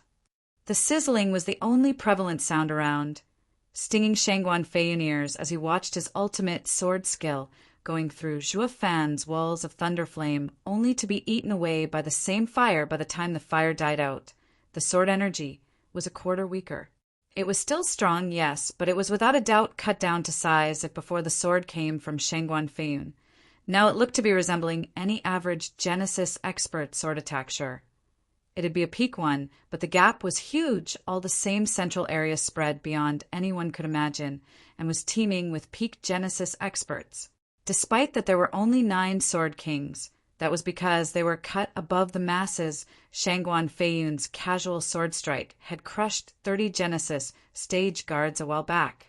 Dan Qingxin's sword was the same. Putting most of the Shangguan clan's experts in a pickle, this was the power of a Sword King. Unlike any other peak Genesis expert, able to take on 5 of them with ease, even with the mortal domain's limit stuck at peak Genesis stage. These 9 Sword Kings stood above all others if not for the mortal domain's limit. These would have long since become saints, at the same level as the experts in the sacred domain, if not higher. They might even shake some monsters out there. This peak worldly power had just been cut down to size by Zhuo Fan's thunderflame, turning into something common, and weaker the shock was palpable to the trio watching. And so it was for Zhuo Fan too.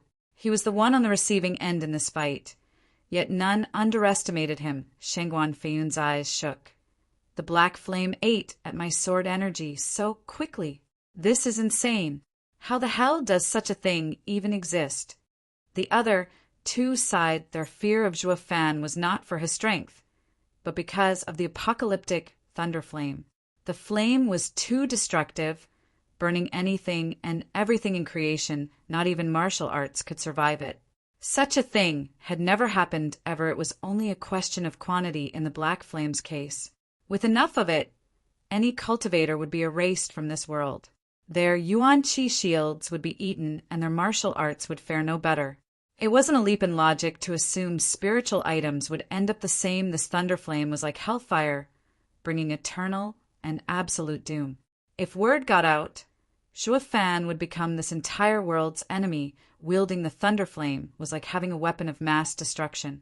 The trio tensed as they watched Zhuo Fan, each with their own thoughts. Zhuo Fan was bleeding from his eyes, but not enough to shake his calm, even finding time to smirk. By cutting the sword energy down to size, he could now handle it. Zhuo Fan ignored his damaged eye and had his right eye shine in 2 golden halos, while his left flickered with the thunder flame. Unleashing thunder flame void annihilation once more at the soaring sword, the flame struck the sword. But they were once more dispersed as it went after Zhuo Fan. Still, Zhuo Fan suffered from it as well, with a splitting headache and spitting blood. Even as his eyes bled more, none of it mattered though, since he had the pride to grin in the moment of clashing.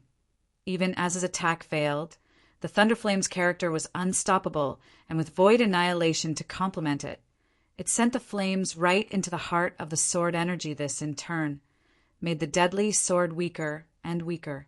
By the times the flames died, the sword energy was at a fresh Genesis stage. Cultivator's level. Shangguanfeng was dumbstruck in 2 moves. This great Sword King's prideful sword art was reduced so much that was all the damage it could actually do after the other tried to stop it. Any meager Genesis stage cultivator could easily flick it away. Something that bruised Shangguan Feiyun's ego. At least Gu Yifan was just a radiant stage cultivator, and even this much was enough. If Sword King Feiyun couldn't kill a guy in even 3 moves, he might as well just kill himself. Sure, the other was just a radiant stage cultivator, but a Sword King still had his pride. Zhuo Fan had other plans in mind, besides giving his life to heal this Sword King's hurt ego. Grinning, Zhuo Fan showed confidence against the cut-down sword attack from a Sword King and used Divine Eye of the Void's 4th stage, Thunder Flame Domain. Boom! 1,000 meters around him, the space hummed, with the black thunder flames spreading everywhere. With each vibration, the sword energy did not disintegrate under the vibrations. Instead, it slowed down, while being drastically weakened from the thunder flame. This was Zhuo Fan's method of dealing with the deadly sword energy, chipping it away until it was easy for his wounded self to take it. Of course, it was not enough to halt the sword energy completely, as it finally reached Zhuo Fan, but through the many trials, it was now at the power of mid-soul harmony stage, more than enough for Zhuo Fan to handle. Grinning, Zhuo Fan had his scarlet right hand lifted in complete confidence. So much for a Sword King's power. I can still take it. Zhuo Fan had forgotten about one crucial fact about this sword, something that made it pierce his almighty right hand, even weakened as it was blood spilled all over, and Zhuo Fan's smugness turned to shock. How? Why can't the Qilin arm stop even a soul harmony expert sword? Did I miscalculate? Spewing blood again, Zhuo Fan held Gu Santong close as he fell to the ground with a bang, resting in his crater. His blood stained the earth around him. Dead, dead, Gu Santong cried, his weary eyes tearing up. Zhuo Fan gasped. Young Sanzi, I've forgotten to take something into account, but to think it led to such a heavy wound. Now I can't even use the dragon breath pill. Dad, are we going to die? Gu Santong was just as powerless. Zhuo Fan rubbed his head. Are you afraid? No. Then leave it to luck. Zhuo Fan's eyes shone. Our lives are now in his hands, as long as he remembers the deal. Gu Santong gave an understanding nod. Zhuo Fan's wretched state was all due to forgetting an important detail, one that led to the weakened sword energy, reducing him to the other 3. The outcome was beyond their imagination. Shangguan Feiyun was the most shocked. There has never been anyone in this world I can't kill after 3 strikes besides the other Sword Kings, an invincible sword. Gu Yifan, since you're first, let me end you with the 4th sword. Shangguan Feiyun aimed the fingers at the wounded and unmoving man in that crater. Filled with the intent to end this, there was hatred and resentment. But most of all, humiliation. His quarry was now defenseless, yet he was the one feeling defeated. The great Sword King had failed to kill a Radiant Stage alchemist in 3 strikes, the same way a buffed man couldn't squash an ant with his fist. People would disregard the ant's strength and mock, instead, the weakness of the man. Shangguan Feiyun's next sword held all his bloodthirst. The most dangerous one the damaged Zhuo Fan was going to face. It was within his calculation, but deviated somewhat. Yet, this little shift meant true death, even for Zhuo Fan. Chapter 941. Back against the wall / backed into a corner. Chapter 941. back against the wall / backed into a corner. Proofreader, Papatonks. First is a show of strength to unsettle the mind. Second is baiting to get every guard out of the jail and give me time to rescue him. The whole guards throughout the city will be drawn as well, making our escape all the much easier. The plan does sound solid, but will they fall for it so easily? Shangguan Yulin hates Shangguan, clan head to the marrow, thus making Shangguan Yulin detonate himself in his face, and with you raiding the manor, his mind will jump to conclusions I wanted out of rage. He'll believe beyond any shadow of a doubt that clan head is behind this, while I'll also scare the guards with this attack, making them feel safe only around Shangguan Feiyun, thus leaving the jail free to rescue him. This plan has a very good chance of duping Shangguan Feiyun, but that might not go the same for the wisest man in the empire, Bailey Jingwei. His reputation precedes him, and it's guaranteed he'll see through it. But no matter how shrewd he is, he has one glaring flaw I can exploit. What? Untold greed, ha ha ha. Though it's not really a glaring weakness, since any highly skilled manipulator will feel greater desire in always wanting things to go his way. The Pill King convention is the perfect example. He knew where all of you were hiding and laid a bait for the perfect trap to catch all of you. He is a man with a clear objective and great patience. So no matter what doubts he might have about anything, he won't act on them, but instead seek to outdo me in the same field by using this alluring bait. In that case, we should outdo him as well by following his plan of saving young Sanzi from the manor. Then what? Hunting me down to the ends of the world. I reckon they'd catch up in an hour or two. Escaping again will be even harder. Won't they just kill you? Yeah. Only with death staring you in the face will you see the light of tomorrow.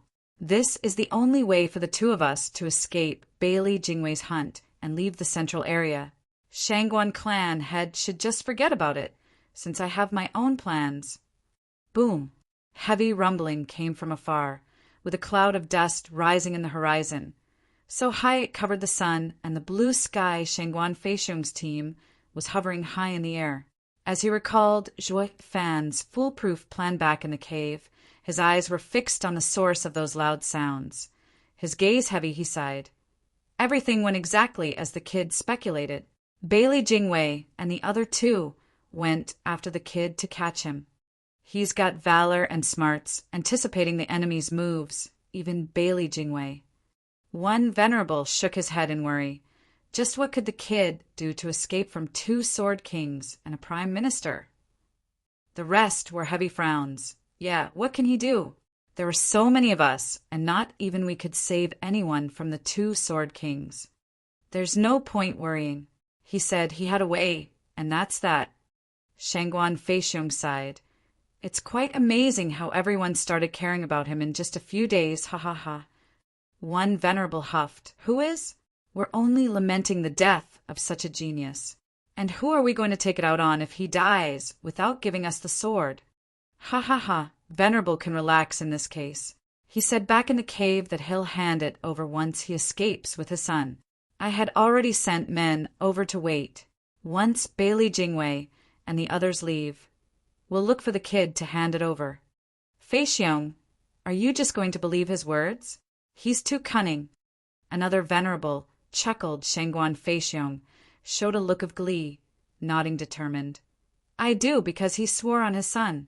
I don't believe any parent would toy with their children. He will keep his word. The others shook and nodded, and if he dies, there's a chance his plan will fall through. He'll still leave us with a trail so we can find the divine sword. Shangguan Feixiong looked at the disturbance once more with shaky eyes. Even if they die, he'll keep his words. Only wishing to give the 2 of them proper burial, to give his son his blessing, the men looked at the clan head and then nodded in silence. Guifan's mind was more twisted than a gnarled root, but one thing they could all swear on was his undying love for his son. Shangguan Feiyun's 4th sword unleashed a terrible aura, making the air shimmer around it. Zhuo Fan stared back with a grin in utter calm. As he waited, he chuckled at some point. Closing his eyes and resigning himself to fate, it was done without an ounce of regret. welcoming the end with a free heart. With no hope of the two lovers getting back together, with enemies too strong to be overcome, nothing could ever get him out of such a hopeless situation. Joie Fan had carried so much weight inside him these past years, coming to bear too much alone. Even with the faint glimmer of hope presented to him, it felt always out of reach, always unattainable. The stress and grief had eaten away at his mind for such a long time. It was a recipe for disaster, avoiding insanity only because he trained the true self art to center himself. The deeper the love, the heavier the wound.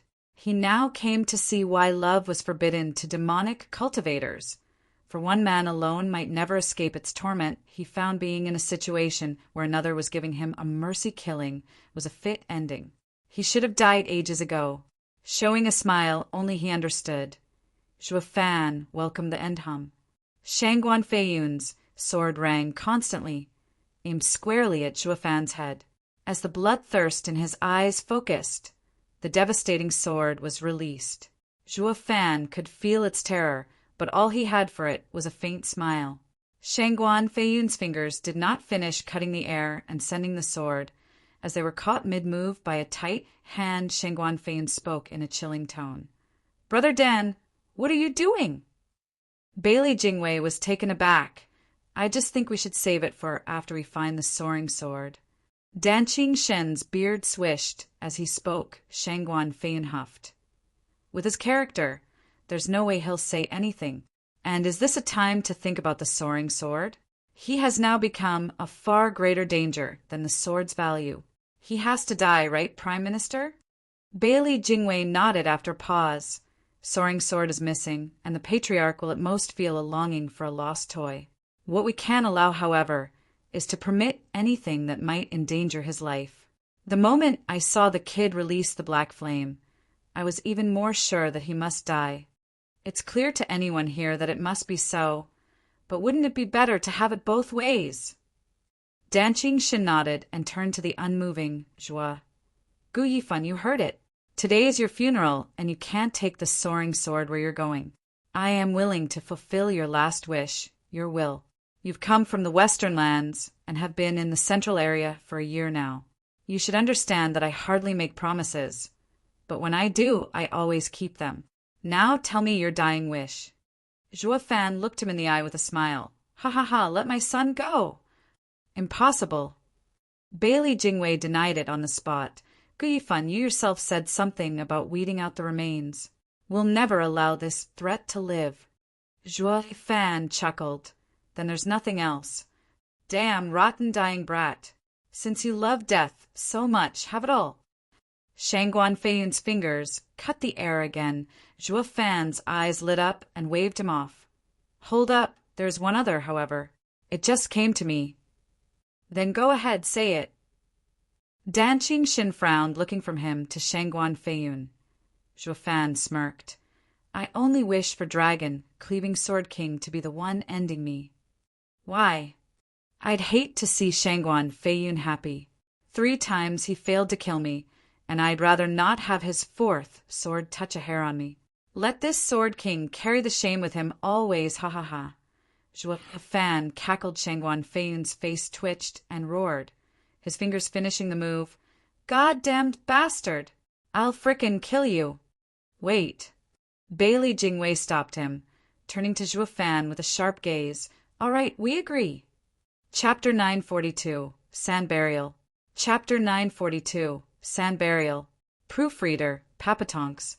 Bailey Jingwei's eyes flashed.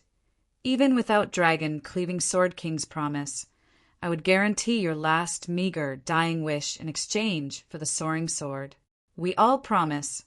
"Prime Minister!" Shangguan Feiyun's brow shook, but Bailey Jingwei's wave stopped him. Sword King Feiyun, please think of the bigger picture. Which is more important, your name or the soaring sword? Its loss affected Sword King's reputation all the same. In other words, Soaring Sword's name has already suffered, so what is a little more? Please bear this indignity for the Empire.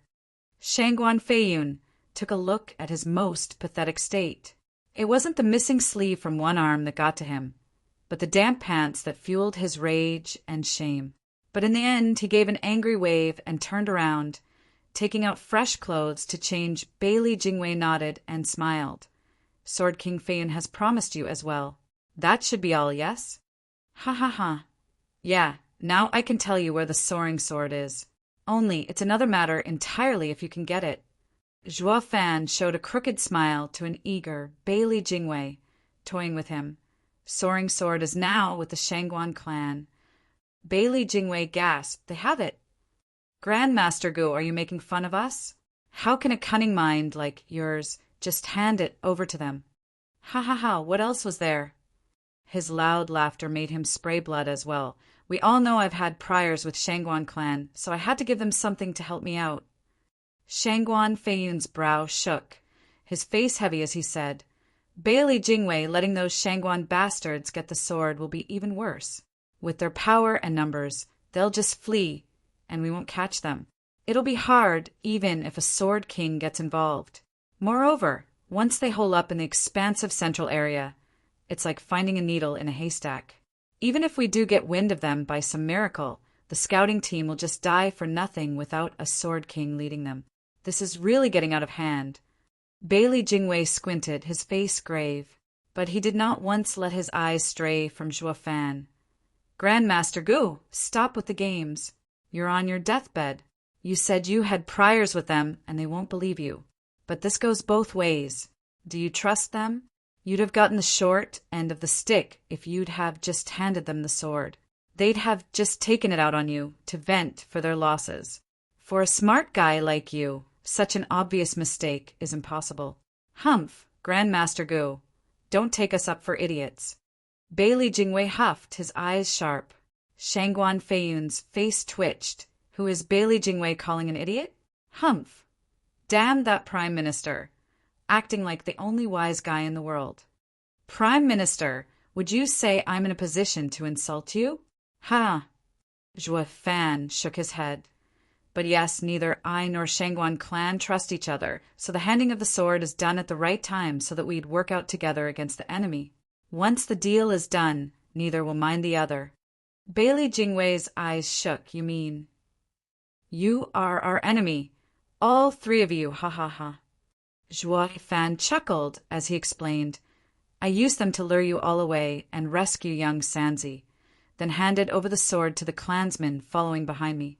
This was the only way to make both sides agree. We knew that fighting would be bad as it would draw the guards over, leading to them losing the sword and us getting captured. So even with the mistrust between us, the timing called for us to overlook all our past problems and think of the bigger picture. Wouldn't you say so, Prime Minister Bailey? Bailey Jingwei shook all over, believing Zhuo Fan's perfectly strong arguments. Shangguan Feiyun asked, Prime Minister, can we believe him? We don't have a choice. Bailey Jingwei was tense. We were clear on the hostility between him and the Shangguan clan, and working together was out of the question. The only reason they did it anyway was for the soaring sword. The question is, when will it be handed over? Too soon, and the Shangguan clan will go back on its word. Too late, and anxiety mounts. So much, so the tense mood will make them settle old scores even after getting the sword. But with the threat of another enemy around, the deal will be completed, each going their own way. Bailey Jingwei stared hard at Zhuo Fan and spoke with frustration and hatred. Grandmaster Gu, you're a true mastermind. You've done great indeed. If I were the one facing such a challenge, I don't think I'd come up with such a brilliant plan on the spot. You have my respect. Ha ha ha. Why, thank you for the honor, Prime Minister. Zhuo Fan waved his flattery away. Bailey Jingwei read the mockery in his eyes and turned to Dan Qingxin in anger.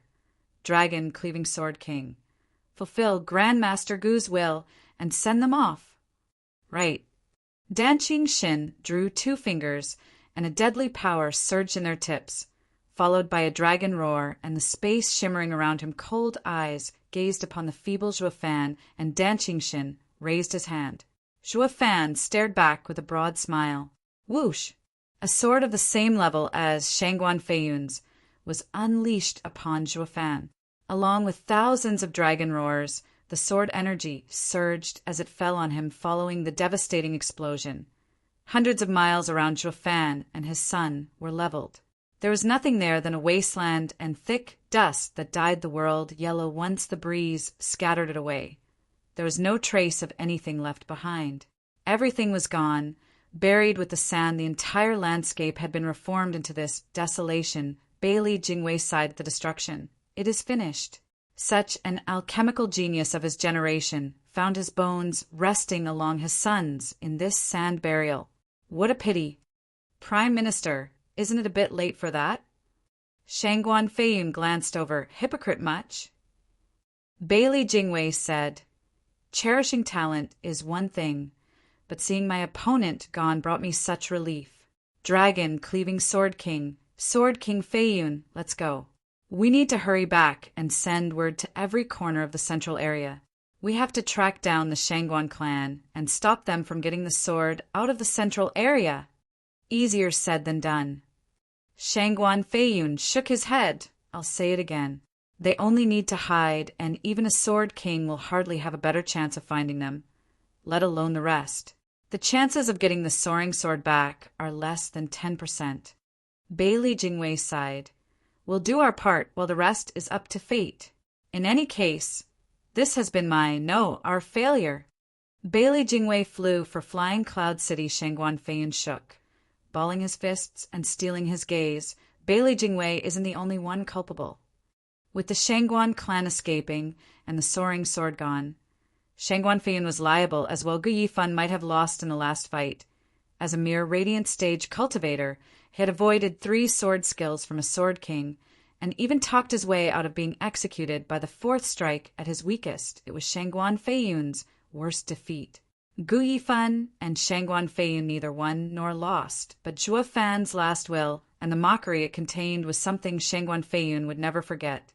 The shame and anger were ready to explode. It was the same as saying Shangguan Feiyun had no hand in his death. Shangguan Feiyun's face twisted, a vein popping on his forehead. From being utterly humiliated by a nobody, now he had no one to take it out on. For the culprit died laughing at him. Shangguan Feiyun stomped in rage and flew behind Bailey Jingwei. Danqing Shen was the only one remaining, looking where Juefan once was with a vague smile. Chapter 943, Deceptive Outcome. Chapter 943, Deceptive Outcome. Proofreader, Papatonks. Gu Yifan, young Sanzi, where are you? 6 hours later, in the area where a brutal cleansing had taken place, where not even a blade of grass grew, a pure and naive girl was shouting. The frail lass cried at the silent heavens as a gale blew across this desolation. Her tone was filled with worry, her cracking voice showing signs of breaking down, crying. There were a dozen more youths looking around and shouting with her. Mr. Gu, young Sanzi. All their shouting and searching proved fruitless in these strong winds. Swallowing their voices, they finally gave up hope an hour later, leaving only the girl still frantic and consumed with the thought of finding them. She never stopped, never rested, always crying out till hoarse. Gu Yifan, young Sanzi, where are you? Young miss, save your energy. You've seen what attack did this. They had no chance against such misfortune. There's no point searching. One youth sighed. It'll be a miracle if someone could survive 2 Sword Kings. Mr. Gu, let's follow clan head's words and look for any clues Mr. Gu left us to reach the soaring sword. The girl glared back at him. Shut up. Gu Yifan is fine. They can hear us, and we'll soon find them. They have to be, or... Shangguan Qingyan trailed off. Young miss, in this desolate place, any kind of sign would have been noticed easily. If we can't see them, it makes no sense for 2 Sword Kings to be blind to anything obvious. That only leaves death, destroyed completely. Young miss, our top priority still is finding Mr. Gu's clues. He shook his head, trying to make her see reality, but then a ripple echoed out. 2 figures slumped to the ground, popping out of thin air and soaking the yellow dust with their scarlet blood. Shangguan Qingyan shook and cheered, crying tears of joy as she rushed over. Mr. Gu, young Sanzi, you're all right. You're still alive. In the name of all that's holy, the guy actually got away from 2 Sword Kings. What did this freak do? The guy held his head in complete shock, needing some time to react to this sudden realization. Then he rushed over to help, only for a bloody arm to clutch his shirt. Dragging him down, he looked stunned at Zhuo Fan, who was gasping for breath, using the last of his energy to shout, "I told you to come and help, not give me a burial. The least you could do is see if we're still alive, not go straight to business." Zhuo Fan's eyes rolled back, and he was out like a light. Only his other hand held an unconscious Gu Santong, never letting go. The youth who got stained looked at Zhuo Fan holding Gu Yifan close and spoke with respect. Gu Yifan is truly amazing. He's hurt so much, but still has the energy to curse. He had been protecting his son all this time, not letting anything happen to him. Shangguan Qingyan nodded, choking with emotion and pain from seeing Zhuo Fan covered in those deep wounds. "Get Mr. Gu and his son back now. They need healing." Noticing Shangguan Qingyan was in no state to boss them, the guy shouted for the others, carrying the two away across the large expanse of this yellow wasteland. A conspicuous stain of scarlet blood on the dry dirt was the only proof that someone had survived this ordeal. It took Zhuo Fan 3 days to wake up, finding himself in a dark cave. Nothing came as a surprise for him. Knowing that they had been rescued, it was part of his deal with Shangguan Feixiong. As long as they were drawing breath, they had to be tended to, or death was sure to grasp them in its cold grip if left out there in the desolate place Shangguan clan thus sent the juniors to save them. This was why Zhuo Fan knew that after saving young Sanzi, the Shangguan clan would comply since he still held the sword they wanted. This was the perfect time to use it for all it's worth. With this sword around, the Shangguan clan won't ever let me die. If the chances were death would have come instead, he'd have set the sword out of his ring for Shangguan clan to take. He didn't need it where he was going. Zhuo Fan had taken all aspects into consideration. On one hand, he had bluffed Bailey Jingwei into leaving, and on the other, he had Shangguan clan eating out of his palm. The thought brought an insidious smile to Zhuo Fan's lips, resting as he was on the cold hard bed. Ha ha ha, at the end of it all, be it Flying Cloud Manor or Shangguan clan, all danced to my tune. I have turned despair into hope once more. Cackling like mad, Zhuo Fan stood up, only to feel a sudden pain stab at his mind. The agony coming from every part of his body made him grit his teeth. Damn that Dan Qingxin! Couldn't he have taken it easier? Then again, being ruthless was the only way of fooling Shangguan Feiyun's senses and intuition. A faint and childish voice came.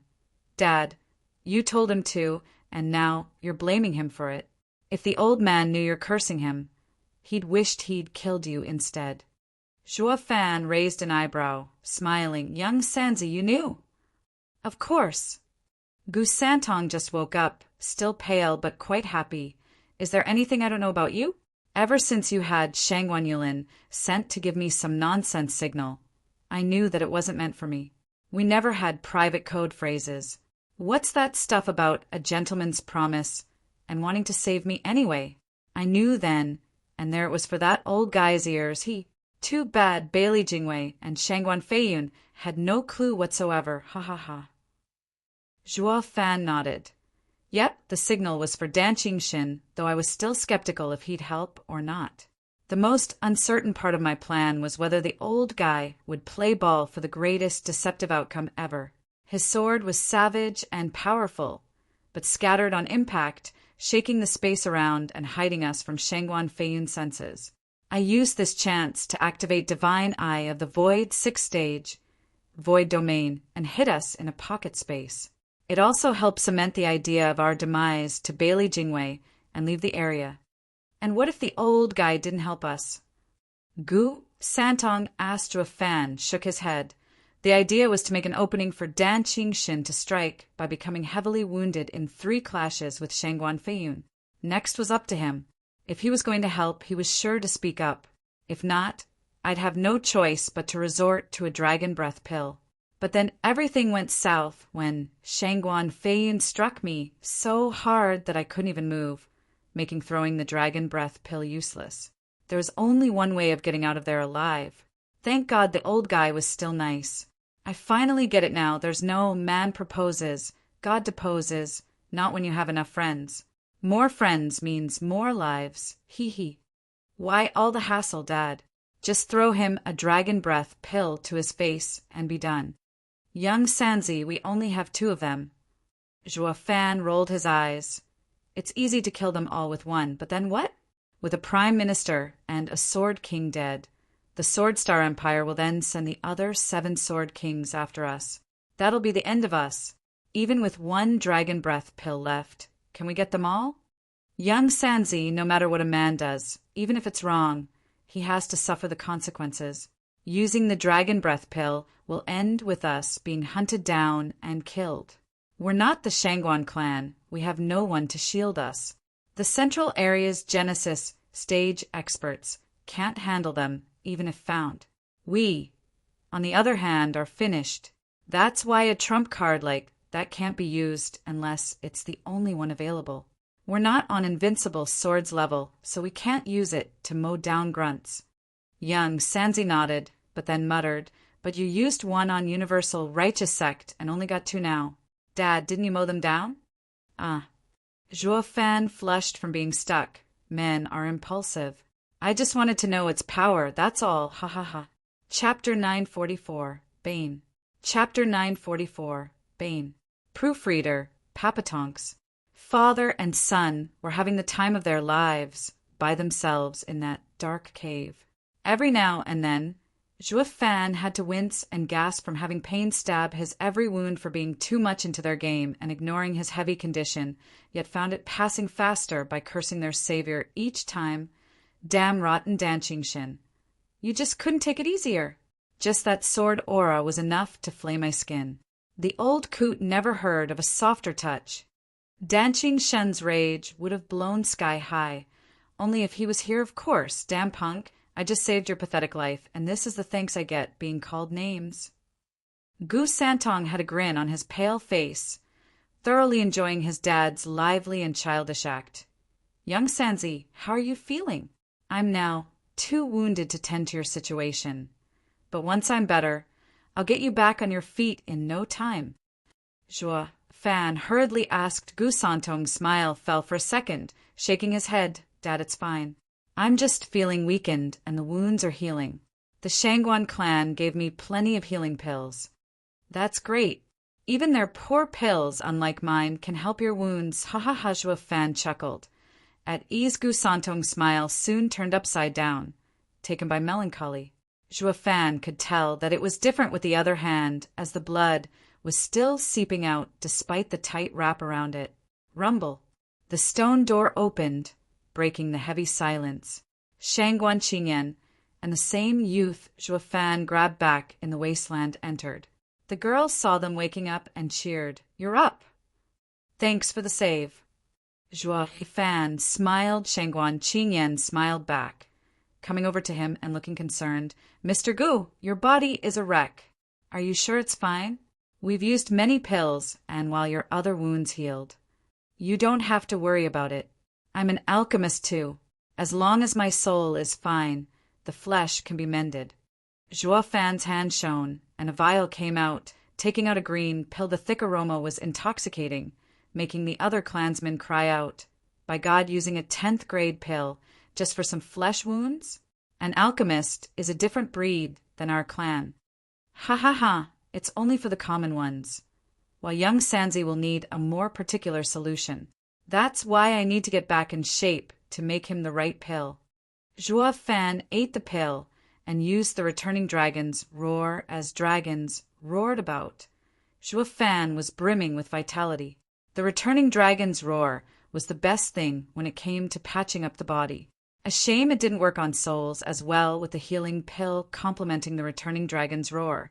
The 2 watched in shock as Joafan's wounds barely closed at all. Joafan then felt a stabbing pain from every inch of his body. Joafan looked down with a frown. What's with these weird wounds that can't heal? They feel the same as the one vaulting sword gave me back in Double Dragon Manor. The Shangguan clansman chuckled. Mr. Gu, you must have been hit by Dragon Cleaving Sword King's dragon cleaving art. Despite the difference between his sword art and ours, They both come from insights in a divine sword. Wounds inflicted by such weapons will be hard to heal. I still thought you'd need 10 more days before you could stand. It's a miracle you are doing this now. An 11th grade alchemist sure heals fast, ha ha ha. Wounds from those sword arts heal slowly. Zhuo Fan soon came to his own conclusion as to why. The wound vaulting sword inflicted back then took ages to heal too, since Danqingxin's art came from the vaulting sword, which hurt him. Does that mean the sword art captured the divine sword's essence? Regardless of doubts, this was the conclusion he came to. Common folk being around a sacred weapon for long enough, they'd have its sword energy used for their cultivation, facilitating not only their training in a godlike sword art, but also unleashing greater power when using it. It was top-notch regardless of the stage it was used in. Is it maybe the power of the sword sovereign? Deep in thought, the casual movement of his right reminded him of the pain and winced. The pain coming from his body earlier subsided after using the pill and the returning dragon's roar. The issue now was the right hand. Shangguan Qingyan took his right hand and complained, "Easy, we've just bandaged it, but the bleeding won't stop." Zhuo Fan shook, seeing as the wrap was dyed red. Young miss, Shangguan Feiyun's soaring sword art must have caused the wound on his right. Anyone else would have their heal slowly, but this is so baffling that no pill works. The bandage is only temporary, and if this continues, he'll bleed out. The Shangguan guy explained. Zhuo Fan's brow shook, looking at his right in fright. He felt his forehead, and, though wounded, did not bleed. Healing slowly, Shangguan Feiyun caught his gesture and said, baffled, "Mr. Gu, I looked over your condition. The wounds on your right arm have to be from Shangguan Feiyun's sword. The strange thing is it just won't heal, while the shoulder heals the same as the rest of you. I'd almost thought Shangguan Feiyun's sword was stronger than Danqingxin's. It's the Qilin arm." Zhuo Fan's eyelids shook, coming to a conclusion. That's why the soaring sword art at soul harmony stage could pierce it. The secret lies with soaring sword and soaring Qilin. The soaring sword and in turn, the soaring sword art targets the soaring Qilin in particular. That means young Sanzi. Zhuo Fan felt sharp pain as he rushed to young Sanzi's side, holding the bandaged arm that was bleeding just like his Shangguan Qingyan gasped, hurrying to change the binding. Young Sanzi is bleeding again. We have to stop it. Young miss, that's only a symptom. They are both so strange, unable to heal the area struck by the soaring sword art. The Shangguan guy shook his head. Shangguan Qingyan wouldn't give up, looking after young Sanzi with teary eyes. Even if it doesn't heal, we have to do all we can. Having not even reached the ethereal stage, they'll die for good and won't come back. Young Sanzi, why didn't you tell me? Zhuo Fan balled his fists and clenched his teeth. Being in the ethereal stage, Zhuo Fan would have halted cultivation at worst, but he'd live. Young Sanzi was a sacred beast by comparison, with their body and soul as one. When one died, the other followed, and there was nothing to bring him back. Young Sanzi's bleeding condition was potentially deadly.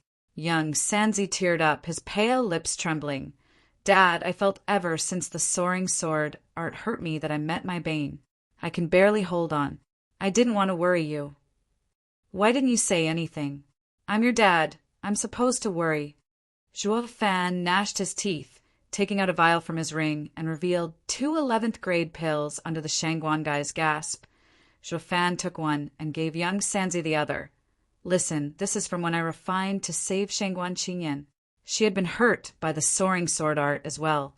It worked on her, and now we'll see if it works on us as well. If all else fails, I'll take you back to Western lands. Western lands. Gu Santong jumped. Zhuo Fan nodded with resolve. We'll ask those old coots to save you. They have to know a way. So just hold on, young Sanzi. Chapter 945. Back to Western lands. Chapter 945. Back to Western lands. Proofreader, Papatonks. With the ingestion of the pill, Zhuo Fan and Gu Santong flashed green, meditating to work its power to heal their wounds through their body, especially that bleeding arm. The green energy gathered on the wound, but that was it. It just could not go deeper and work its magic, as something was keeping it away, soon fading out with a soaked brow.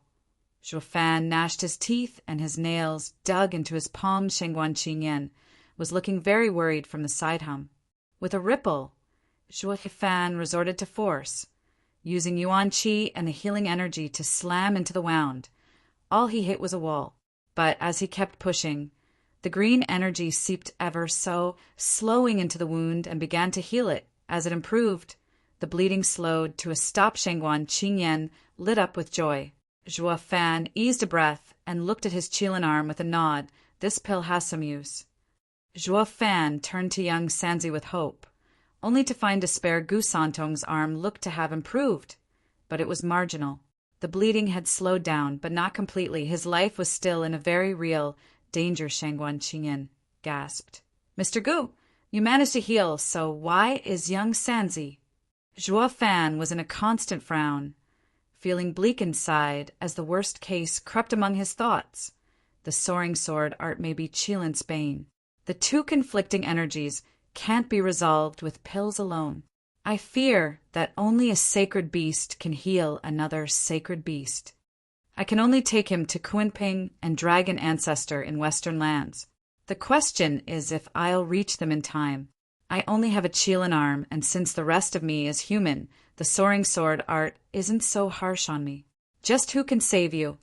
Zhuo Fan has made up his mind, holding Gu Santong in his arms and walking out. Mr. Gu, where are you going? Shengguan Qingyan asked.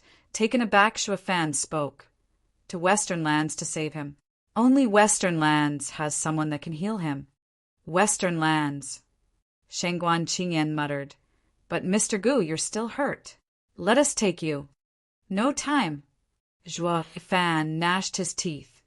And staying with you will only get more dangerous. It's better if I go alone with young Sanzi. Zhuo Fan had pointed out to Bailey Jingwei that the Shangguan clan had the soaring sword.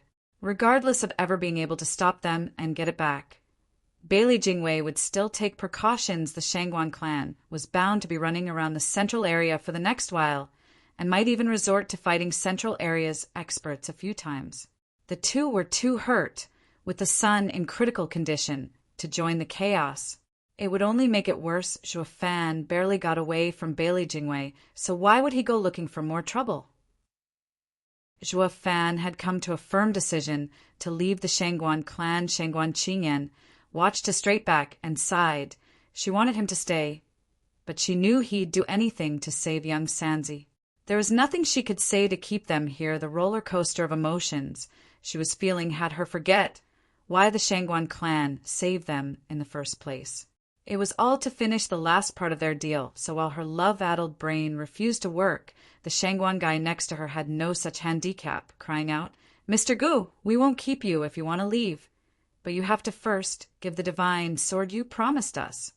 Whoosh!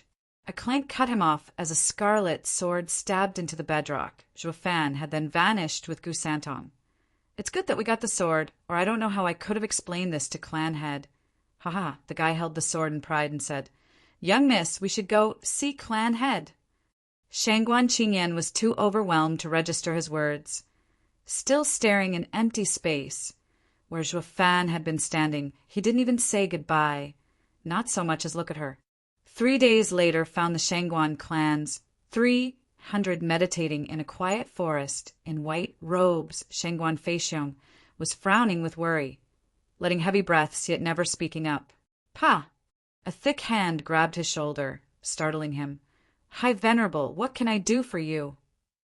It's nothing, but seeing you eaten up inside these days, are you worried? The old man smiled. Shangguan Feixiong nodded.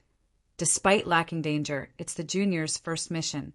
I just can't rest easy knowing the kid didn't want me to send some experts instead of youngsters. The kid is sharp. With our experts around him, he figured they'd settle the score, ha ha ha. High Venerable shook his head.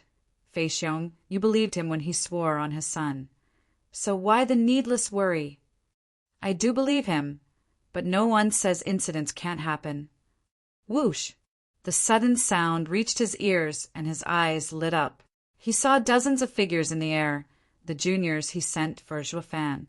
In the lead was the apple of his eye. Shangguan Qinyan Shangguan Feixiong's worries over these days finally eased the rest of the experts gathered around the juniors. Eager to know the result, Shangguan Feixiong rushed to Shangguan Qinyan to ask, "How did it go? Did you get the soaring sword?" Shangguan Qinyan sighed, and left with a lowered head. The rest felt uneasy. Why is young Miss so glum? Did the kid die and leave no trace of the soaring sword? Why then did they took so long to come back? "Clan head, here is the soaring sword."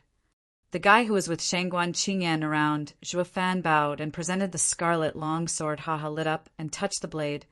"Ha ha ha! It really is the soaring sword. Our mission is a success, and we can go home to Eastern lands." Everyone cheered and jumped in joy. "Then what's with that girl having a long face? I thought you failed for a second there. Ha ha ha." Shangguan Feixiong eased a breath and glanced at his daughter, looking depressed. By upon the Shangguan guy bowed again. "I believe it's because of Mr. Gu, that young miss." He explained everything that transpired, and everyone looked stunned. "You're saying he's alive?" Shangguan Feixiong's eyes shook. He actually came out alive from not just 2 sword kings, but the prime minister of this empire. They were aware of Zhuofan's plan, and how reality followed its every step. But to actually achieve the last and hardest part alive was inconceivable. They found it far more believable for Zhuofan to die, and leave clues for the divine sword instead.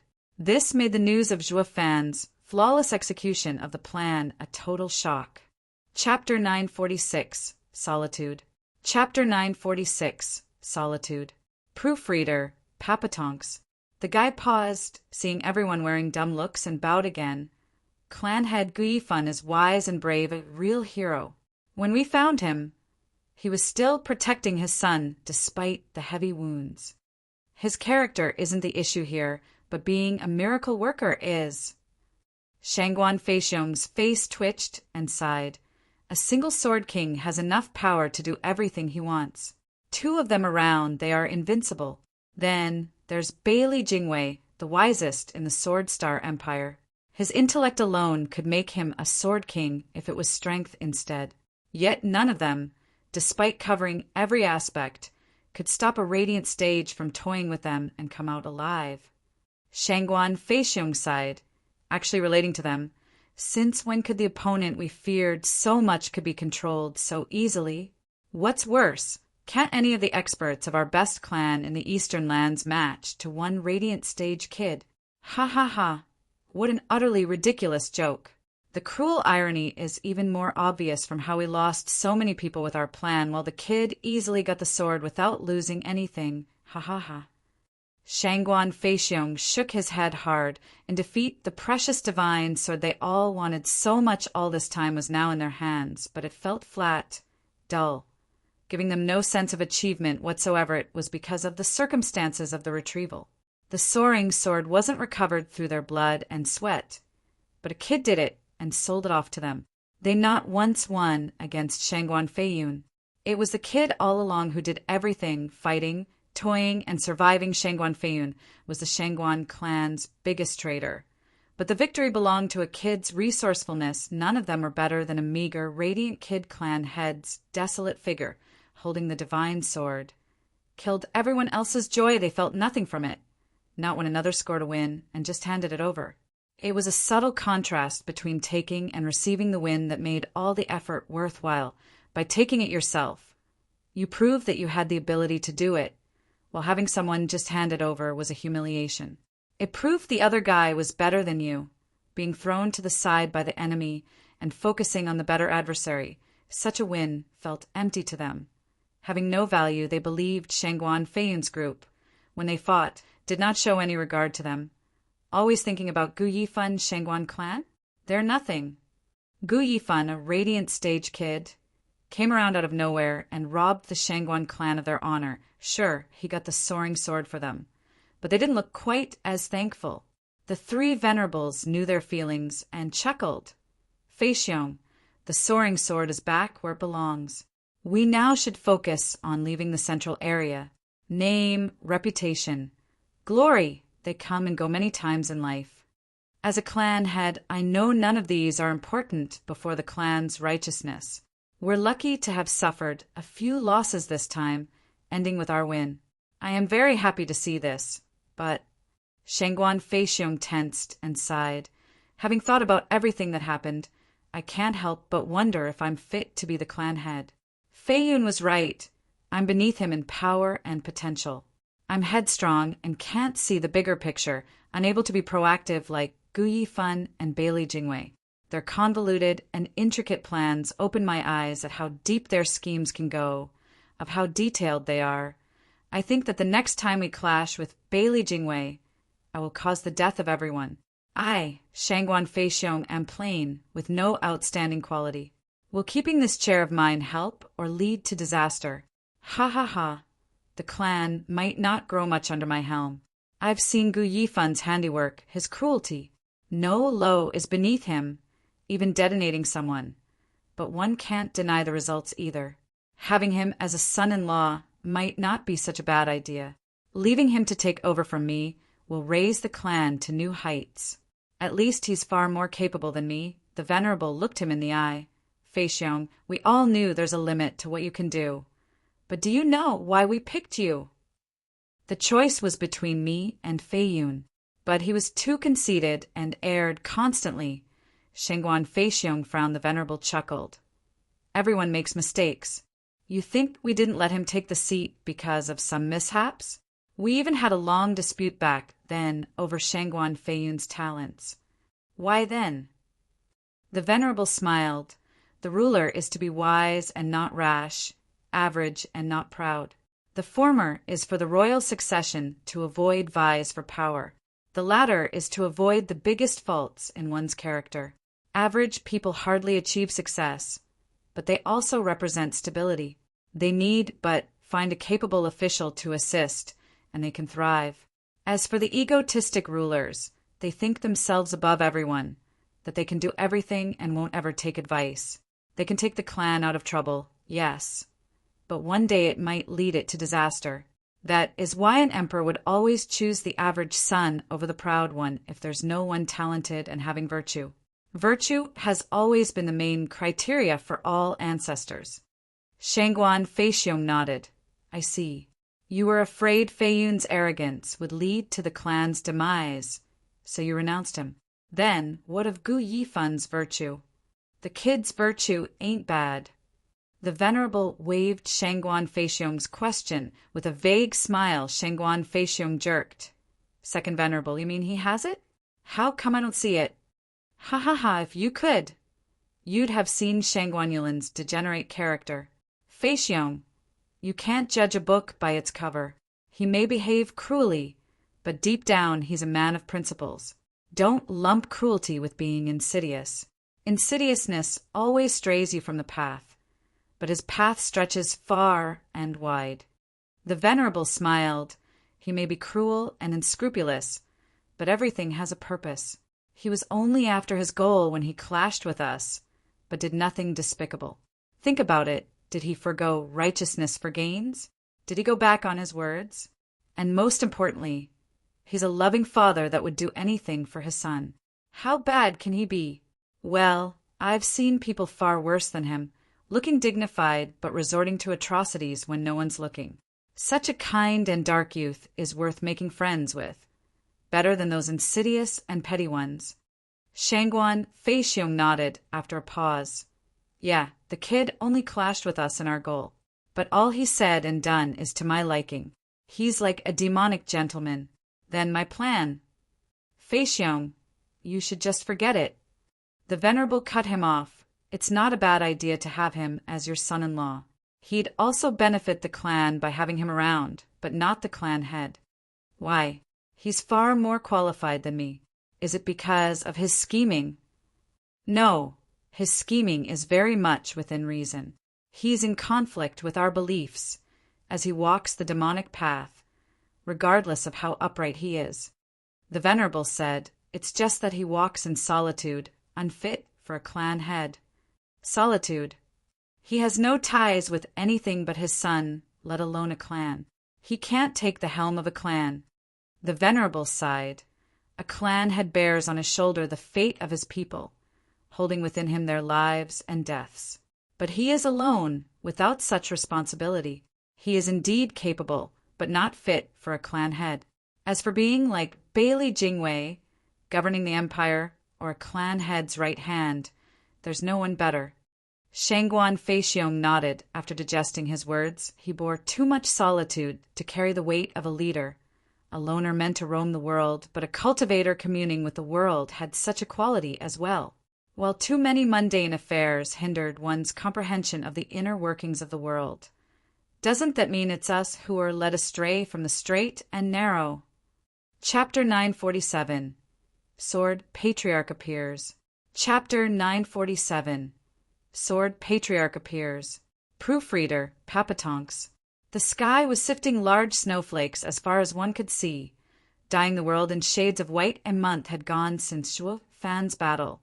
With autumn making way for winter with its cold snow in the flying cloud city, Dan Qingxin watched the heavy gray clouds outside, peaceful as they filled the air with snowflakes, covering the sun's every ray of warmth. Despite the glum outside, he was sitting cozily by a lively fire in a lavish room, sipping his delectable tea with a most conspicuous smirk. "Oh, Eldan, when little old me's in trouble, please look after me. Boy, I didn't do it for you. I won't make it hard on Sir's old bones. All I ask is for you to strike hard, and I shall find life in death. Ah, ha ha ha, boy, where are you now, I wonder? Winter has come, and I'm sure even aiming my sword away from you still gave you no light injuries. Dragon-cleaving art's power isn't something you can heal. Look after yourself in these winter days." Recalling their promise, Dan Qingxin sipped his wine.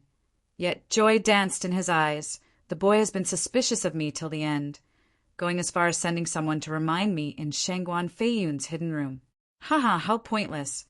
Dragon, cleaving sword king, you're in a good mood. Mind sharing with me so I could enjoy it too? I've hardly ever saw dragon, cleaving sword king smile. Ha ha ha. Rows of guards entered, bowing and making way for Bailey Jingwei in fur clothing. He made himself at home. Sitting right next to Dan Qingxin with a smile, Shangguan Feiyun came next, sitting nearby, sticking one leg over the other, looking bored to death. "Brother Dan, share with us this fine mood you're having. This past month, if not dull, it has been glum.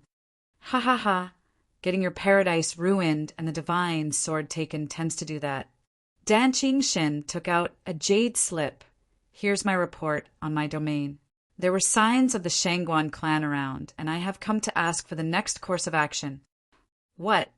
Shangguan Feiyun snatched the jade slip and cried, "Those old fools ran off to your side of the empire? But that leads to northern lands. What are they doing there? They must be taking the long way around, through northern lands." Bailey Jingwei's eyes flashed and resumed sipping tea by the fire's cozy warmth. Shangguan Feiyun followed. "Prime Minister, what do we do?" "Nothing." Bailey Jingwei sighed. "The central area is just too large and gives the Shangguan clan too many places to hide. I had notified the 9 sword kings to look out for them in their domains, but without concrete signs to look for, they'll find nothing. Furthermore, with some sword kings' laid-back attitude, some not even present in their domains, things would only get harder." "Prime Minister Bailey, I'm here, aren't I? Dragon-cleaving sword king. I wasn't talking about you, but that wine sword immortal that loves to hit the bottle." Bailey Jingwei's eyes flashed and gnashed his teeth. He's a sword king, but all he does is partake in local beverages at every chance instead of leading his domain. How damn superficial. He even makes trips to other lands too. Humph. Just what was the point of giving that domain to him?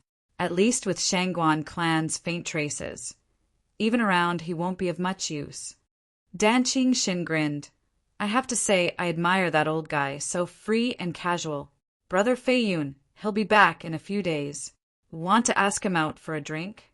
Maybe he got back some good stuff from where he's been." "You go, I'm not in the mood." Shangguan Feiyun gave an impatient wave. "Just how did you manage to do it anyway?" Dan Qingxin raised an eyebrow. "How else?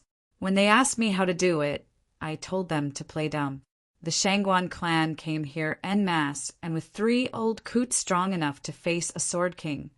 So while I wasn't around, they were bound to die if they pushed them. So they just let them go. Why you?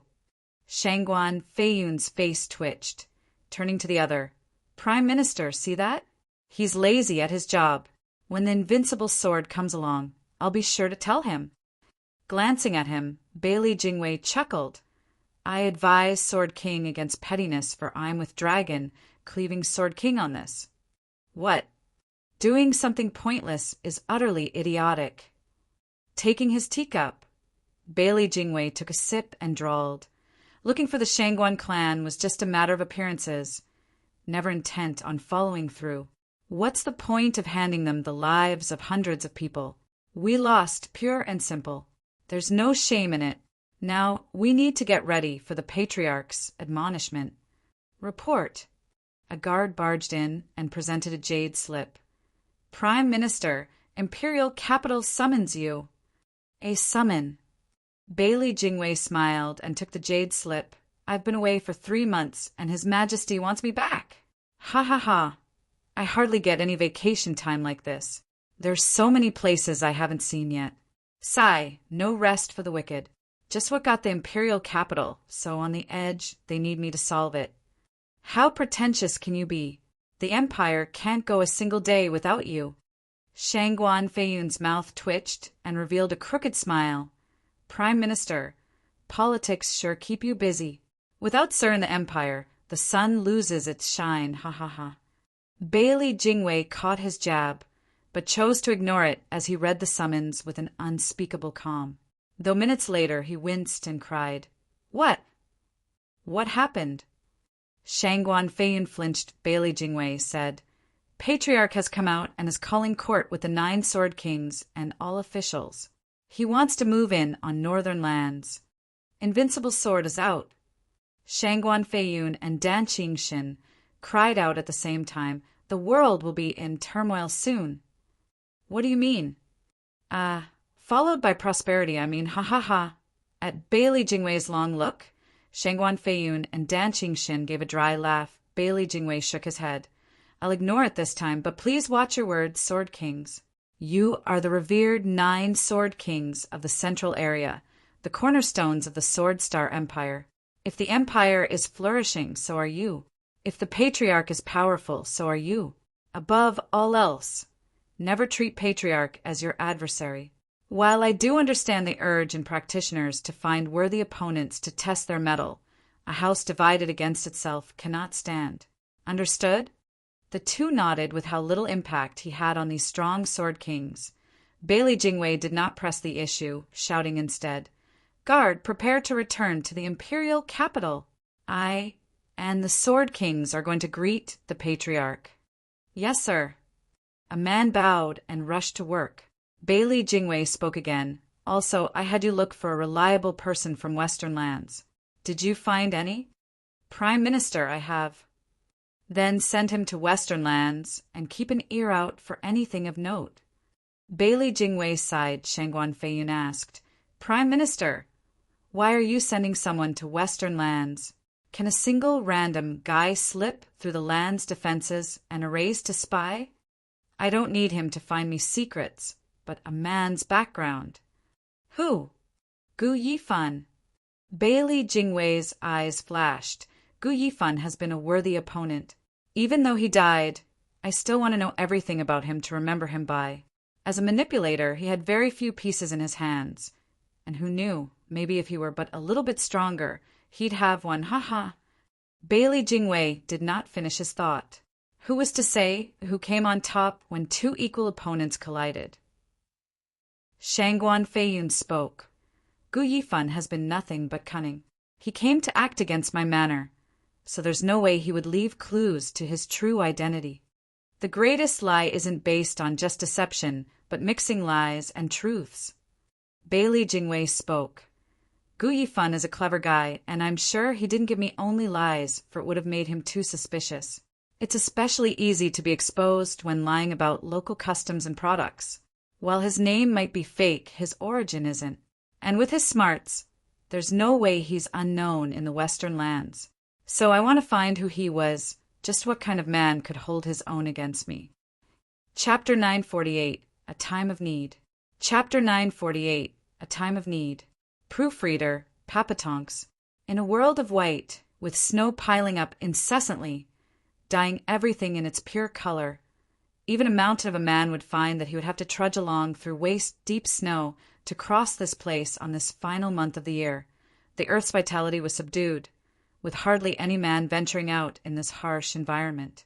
Even a powerful cultivator would rather avoid such blizzards, not wanting to face the heavens and this desolate world of white, though, in these particular parts, two lone figures, two mere specks in this sea of white, appeared on and off among the snowfall crack. Under the crumbling snow with every step, a thin man paused to readjust the young child on his back. Puffing out white with every breath before resuming his trek, he swayed under the biting winds, only to press harder and regain his stalwart stance. The frail child looked at the bitter and icy world around him, then at the man's body, toiling to carry him. He parted his cracked lips, sobbing, "Dad, I won't make it. You've been making me 11th grade pills to slow the bleeding and recover my blood, hurting your already wounded soul in the process. Then you still insisted on carrying me for months. Now you can't even fly. You can't keep doing this. Dad, let me go and move on. My time is up. I don't want to be a burden." "Quiet." The man panted and raised his waned face, only his eyes shining with unflinching determination. He just gritted his teeth and pressed on. "Young Sansi, listen up. I am your dad, and I won't have this. No matter what, I'll get you back to the Western Lands alive, so those two can heal you. But the Western Lands is so far away. How can we reach it in time? Dad, you can't go on doing this either." Joao Fan's eyes shook, moving on by sheer stubbornness. "Even if I have to walk all the way, I'll still make it. We don't need to keep moving much longer. In half a month, we'll reach Gold Boss City. There's a teleportation array to every land there we can use. We'll be back to Western Lands before you know it." "Teleportation array?" Gu Santong shook his head bitterly. "Dad, you know as well as I do that the 5 lands teleportation array is split into official and commercial routes. The official one belongs to the Sword Star Empire, and we couldn't use it even when we arrived in the central area. This won't change now. And the commercial route belongs to the biggest merchant union in all the lands, ignoring any politics involved between them. To use their teleportation array, we need the consent of the leader in each land first. How are we going to pass their questioning when we're supposed to lay low?" Joao Fan squinted, his brows shaking, but his eyes were firm. "With me around, I'll definitely use it." Joao Fan took a heavy step, and as the sweat built up, he not once stopped from rushing. "Dad, you're the best." Feeling Joao Fan's kind and wide back, Gu Santong teared up, sobbing and slowly falling silent from feeling so weak. Blood trickled down his hand and onto the pure white snow, taking with it just a bit more of his vitality, leaving him defenseless against the elements, with the coldness seeping in, unaware of young Sansi's situation and oblivious to his last words. Joao Fan's mind was set in one direction, to push on eyes flashing. Joao Fan took step after step, trudging forward slowly and leaving deep marks behind. 4 hours of toil brought Joao Fan to gasping, but nothing deterred him from walking. Only in the 6th hour Joao Fan's foot began to slip, barely able to raise it for another step. Even relying on his weight to push away the snow no longer helped as it did in the 10th hour. Joao Fan was at a turning point, fully spent. His mind was willing, but the body hardly made any progress, numb and cold. His spirit had been so tense and focused all this time that it finally gave in.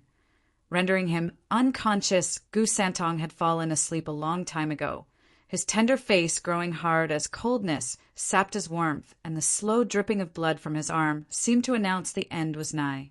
The howling wind never ceased. The biting snow never stopped, blocking the two's hard journey, soon burying them in white. It did not take long before any sign of their passing was gone, and the same went for them, erased by nature's cold embrace. The world was a cruel place, swallowing every being alike. All of us were nothing but visitors on this plane, bound to return in its arms. Rumble. A carriage with huge wheels was pulled by 3 20-meter-tall spiritual beasts, actually stomping through the thick snow with relative ease. These were third-level spiritual beasts, having no trouble galloping through this harsh, whether inside the carriage were thin curtains along with the fragrance from an incense burner lingering about, hiding the pretty figure inside, unmarred by the bleak desolation outside. Halt! As the carriage stormed through the snow, a loud voice came from within the carriage. The 3 spiritual beasts stopped on the spot. "Young miss, what is it?" A young voice asked Jouer, "Is there blood outside?" Blood. The curtain was lifted to reveal a charming face of a 17-year-old girl. Her eyebrows were sharp, focused as she looked around. "Are you perhaps mistaken, young miss?" "There isn't any." The first voice spoke again. "Jouer, go outside and check if they've been buried under the snow. They may be alive." "Ah, don't me. Do what I say. I've been a healer for so long the scent of blood is easily recognized. But with such heavy snowfall, they must be under it. Jouer, go already." The voice was sweet, but carried with it an irreproachable tone. Shrugging, the girl jumped down and searched while complaining. "I'm going, damn. What a young miss you are." "What was that?" Nothing at all." "I found someone." As she pushed away the snow, Jouer suddenly cried out, plunging her thin arms into the snow and pulling 2 people out, seeing the blood on the ground. Jouer shouted, "Young miss, you have such a sharp nose." There were 2 people buried in snow. The older one seems frozen while the younger one is bleeding, close to dying. Bleeding in such bitter cold. The rushed voice from within said, "Jouer, get them inside, hurry." The little one must be gravely wounded. "I have to heal him." "Right away." Jouer was about to act, but then paused. "But young miss, they're male. It's not right to have them in your magnificent carriage. No man has yet to step foot in it. It's fine if it's the child, but there's no time to mind the rules. Lives are at stake." The tone coming from inside went cold. Jouer bobbed her head and threw the 2 inside. She jumped in herself, and the carriage resumed its mad dash. All that remained was a stain of scarlet in a world of white, slowly fading beneath the endless snow. Chapter 949. Immortal Healer Morong Shue. Chapter 949. Immortal Healer Morong Shue. Proofreader, Papatonks. Jouer threw the frozen father and son into the warm carriage, before a thin curtain. "Young miss, here they are. Only the child's blood is dripping on the tapestry. What a shame. Nothing is more precious than life. The tapestry can just be cleaned later." A scarlet thread slipped from behind the curtain and grabbed Zhu's wrist and sent Yuan Qi through it. Jouer grumbled, "Why would you care? You're not the one washing it." "Jouer, is that another complaint I hear?" "No, nothing. Young miss is so magnanimous and kind. I could only work myself to the bone for young miss." Jouer proclaimed her undying devotion on the spot. The figure behind the curtain giggled. "Stop being so sour, girl, and try to be more serious. He only has some heavy wounds, overstraining himself and his Yuan Qi. Give him Yuan Qi pills and let him rest. He'll then wake up." "Yes, young miss." Zhuo Fan helped Zhuo Fan in swallowing an azure pill, but then said, "He's in the radiant stage, yet overworked himself? He's no beginner cultivator that can't control his strength. It's not always about control, but giving one's every drop. It's out of their control. The child must be why he's been out in the snow." Whoosh! The scarlet thread came out from behind the curtain once more, going for young Sanzi's pale wrist. This time her voice was laced with shock at the discovery. "This child is strange. There are 2 energies inside, clashing constantly and not letting his right hand stop bleeding. I have to stop the bleeding quickly before it's too late. Jouer, a clotting pill." "Yes, young miss." Jouer sensed young miss' urgency and restrained her playful nature as she fed Gu Santong. Without question, the pill turned into a red stream that flowed through his body and to his wound. It never reached it, clashed into something inside, and was forced to dissipate. Outside, the bleeding did not stop, flowing harder now due to the violent reaction of the pill. The scarlet thread on young Sanzi's wrist shook, sending a ripple behind the curtain. The young miss cried out. Since a 5th grade hemostatic pill doesn't work, then use the 7th grade hematoma pill. The child won't stop bleeding as long as those energies aren't settled. Yes, young miss. Jouer had never seen her young miss so distraught and fed young Sanzi the pill. The result was the same even with the hematoma pill. The force was too strong for the pill to harden. Forced out without any effect, the consequence was even dire in this pill's case, causing Gu Santong to bleed even harder. All the effort Fan spent these months, the toil he went through to make the pills and slow down young Sanzi's bleeding, were all thrown away here, and now the road to hell is paved with good intentions. Fan would surely scream himself hoarse at this idiotic pair. Don't do anything if you don't understand it. You're killing a child. The 2 girls were blissfully unaware of the child's severe condition. Watching things get even worse, the girl and the young miss started to panic. The young miss started demanding frantically, and the girl fed many pills to young Sanzi. All ended the same, with young Sanzi's blood flowing in torrent now and dyeing the tapestry. Scarlet was losing it. Young miss, what do we do? We're only making it worse. What's going on with his wound? Nothing works. The young miss was grave, but then she exclaimed, Did a divine sword harm the child? That can't be it. Even those wounds aren't as grave, slowly healing in the end. Just why is he showing no improvement? Young miss, it doesn't matter why. The older one might wake up any time now, and how will I explain how his son just died? Though there's nothing scary about a radiant stage.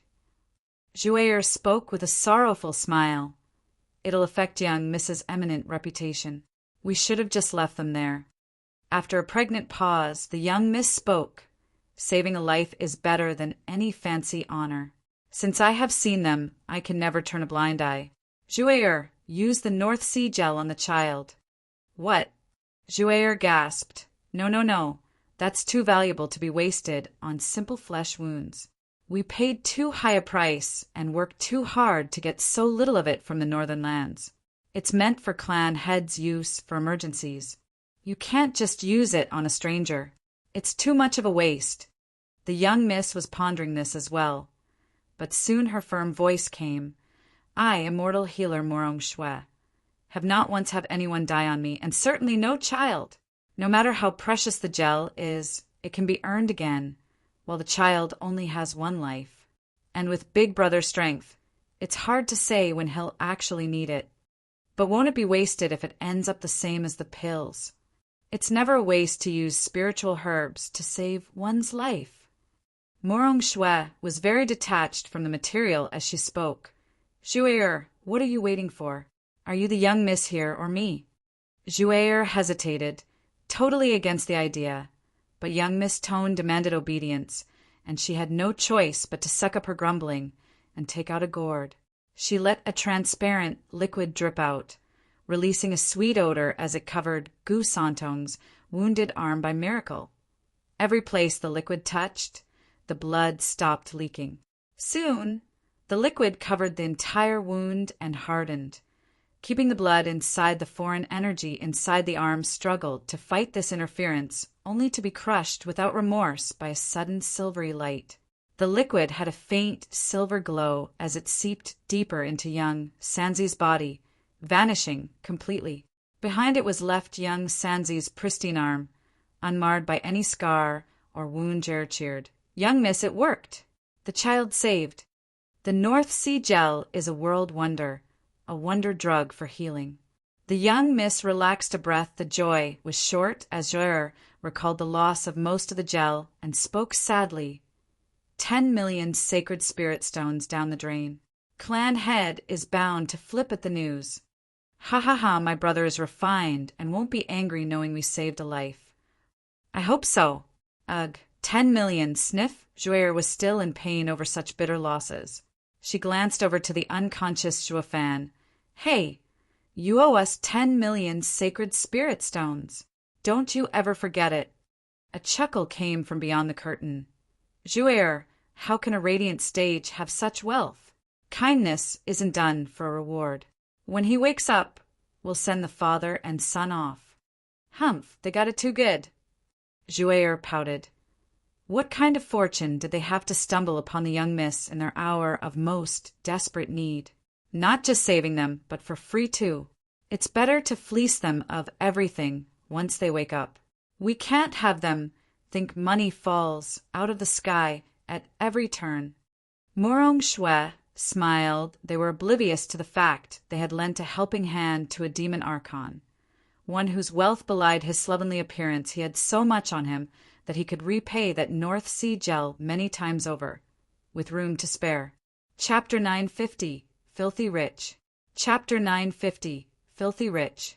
Proofreader, Papatonks, Rumble. The huge carriage was rushing through the snowy wasteland, shaking now and then Zhuo Fan, who lay inside on the carpet. Maybe one bump had been too hard to ignore. Maybe his yuan qi reserves were back. All that it mattered was that he roused, his dried lips parting to speak weakly. Young Sanzi, young Sanzi! Then he just bolted to his feet, shouting his son's name in panic. He was filled with fear and regret of what might have happened. He knew he just woke up from blacking out, but what about young Sanzi? With no one to stop his bleeding or take him to western lands, his life would slip away with every drop of blood. Zhuo Fan's brow shook and clenched his fists. The regret inside him threatened to consume him whole. How could he just black out and leave his wounded son uncared for while he rested? He was so consumed in his thoughts and feelings he failed to notice the missing cold and snow. God damn it! What's with that racket? You scared me to death. Another shout came that made him flinch. Only now he took in his surroundings, the ever-moving carriage. Across from him was a cute and lovely lady of 17. She was holding an adorable boy of 8, who was looking pale and recovering. Zhuo Fan eased a breath and scanned the place before asking the girl, "Miss, did you save us?" "Why, you don't like it? Then give me your life back." Shooting him a look, the girl scoffed. Zhuo Fan grumbled at the most rude reply. Guess he got used to always having the final say, always having the last word. Finally being on the receiving end had him stuck, and irate. The only reason she wasn't a bloody smear on the carriage's walls was for saving them. Thanks to the true self art, my violent tendencies have been curbed a lot over the past 2 years. You should be lucky you met me only now, humph. Zhuo Fan forced down his anger, strained a smile, and cupped his hands. Ha ha ha. I first want to thank you, miss, for all you've done. And may I ask what got you in such a bad mood? Do I owe you a fortune? Ha ha. What do you think? Zhuo Fan was joking, but hit the lass right where it hurt and made her more depressed and annoyed, startled. Zhuo Fan was even more baffled. I've only just met her, so how could I owe her? By her extreme reaction. I must have really done something at some point. Zhuo Fan was perplexed, but the girl just rolled her eyes at him in despair. 10 million. Oh, 10 million. The two were stuck in a complete tangent from another, with neither getting the other's intentions. It was then Morong Shue's soft voice came from beyond the curtain. Jouer, act like a lady and not so stuck up. It's been 5 days and you still aren't over it? Holy, someone else is in here? Zhuo Fan jumped, now noticing the fourth presence. The sudden rousing and all that happened made him forget to scan the area from her voice. He could tell that she was the boss lady, and this girl only the servant. Humph, what a pretentious maid. Zhuo Fan lost his early amiable air, looking coldly at her. I see. It's your young miss that saved the two of us, not you. Why the sour look then? You didn't do anything anyway, only using her name. Zhuo Fan saluted the curtain with all respect. Thank you, young miss, for saving the two of us in our time of need. You. Jouer was fuming mad and whined to Morong Shue. Young miss, see who you worked so hard to save. Jouer, it's you who started it. Don't blame others for your problems. Take it as a lesson and try not to do it again. Morong Shue scolded her maid and spoke coldly to Zhuo Fan. Sir's words weren't proper either. As all life is equal, I do not need any reward for saving you. I only wish for you to be upright and do no evil, making my efforts worth it. Please don't make me regret saving a demon. Ugh. Joa Fan let out a dry laugh. I only just put the maid in her place, and she's calling me a demon. Then again, I'm certainly no saint, haha. Jouer glared at him and turned the lecture on him, hear that? Young miss wants you to be nice later on, or we can take back your life any time we want to. Ha ha ha, being nice is all up to me. You have saved me, but don't need to worry about it. As for taking back the life you just saved, only I decide how I go down. Joa Fan sneered with a glint in his eyes. I, Z Griefun, never owed anyone any favors. I'll make sure to return this grand gesture at the first chance. So thank you for all the trouble these days, but now it's time to leave. May we meet again. Joa Fan grabbed Gu Santong's hand and stunned the two. With his actions, Jouer was stumped by the nerve of this guy, having just been saved from certain death. Then he started being all cocky-like, as if it was these two's endless glory for saving him. Morong Shue was stunned and sighed, not nice at all. Eh. Joa Fan exclaimed, having noticed the smooth arm of Gu Santong, with not even a scar on it to show his past suffering. What's going on? Young Sanzi. Jouer found the leverage to snap back. Young Miss, in her infinite mercy, had brought this poor child back. He is unconscious but stable.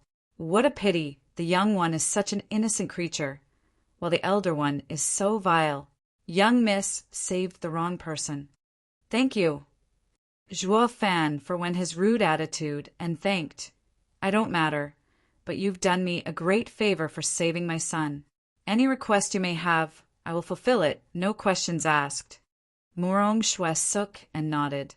Sir is quite peculiar, but fond of his son. This proves your heart still has some good in it. My only reward is for you to come back on the straight and narrow. Good. Joa Fan's face twitched. I thought you were joking. I've been evil all my life. I have no clue what good is. How does it even work? Young miss, he's getting off too easy. Just look how cocky he was. It'd be a shame not to ask for anything. Luckily, Jouer stepped in to clarify it all, holding out her hand. Since you want to pay, then pay your fees. Joa Fan chuckled and nodded, as it is right. How much? Just a smidgen. 10 million sacred stones. Jouer sported a vile grin. Joa Fan flinched. Why so expensive? What kind of pills did you use? Not like he couldn't pay, but that he was stunned.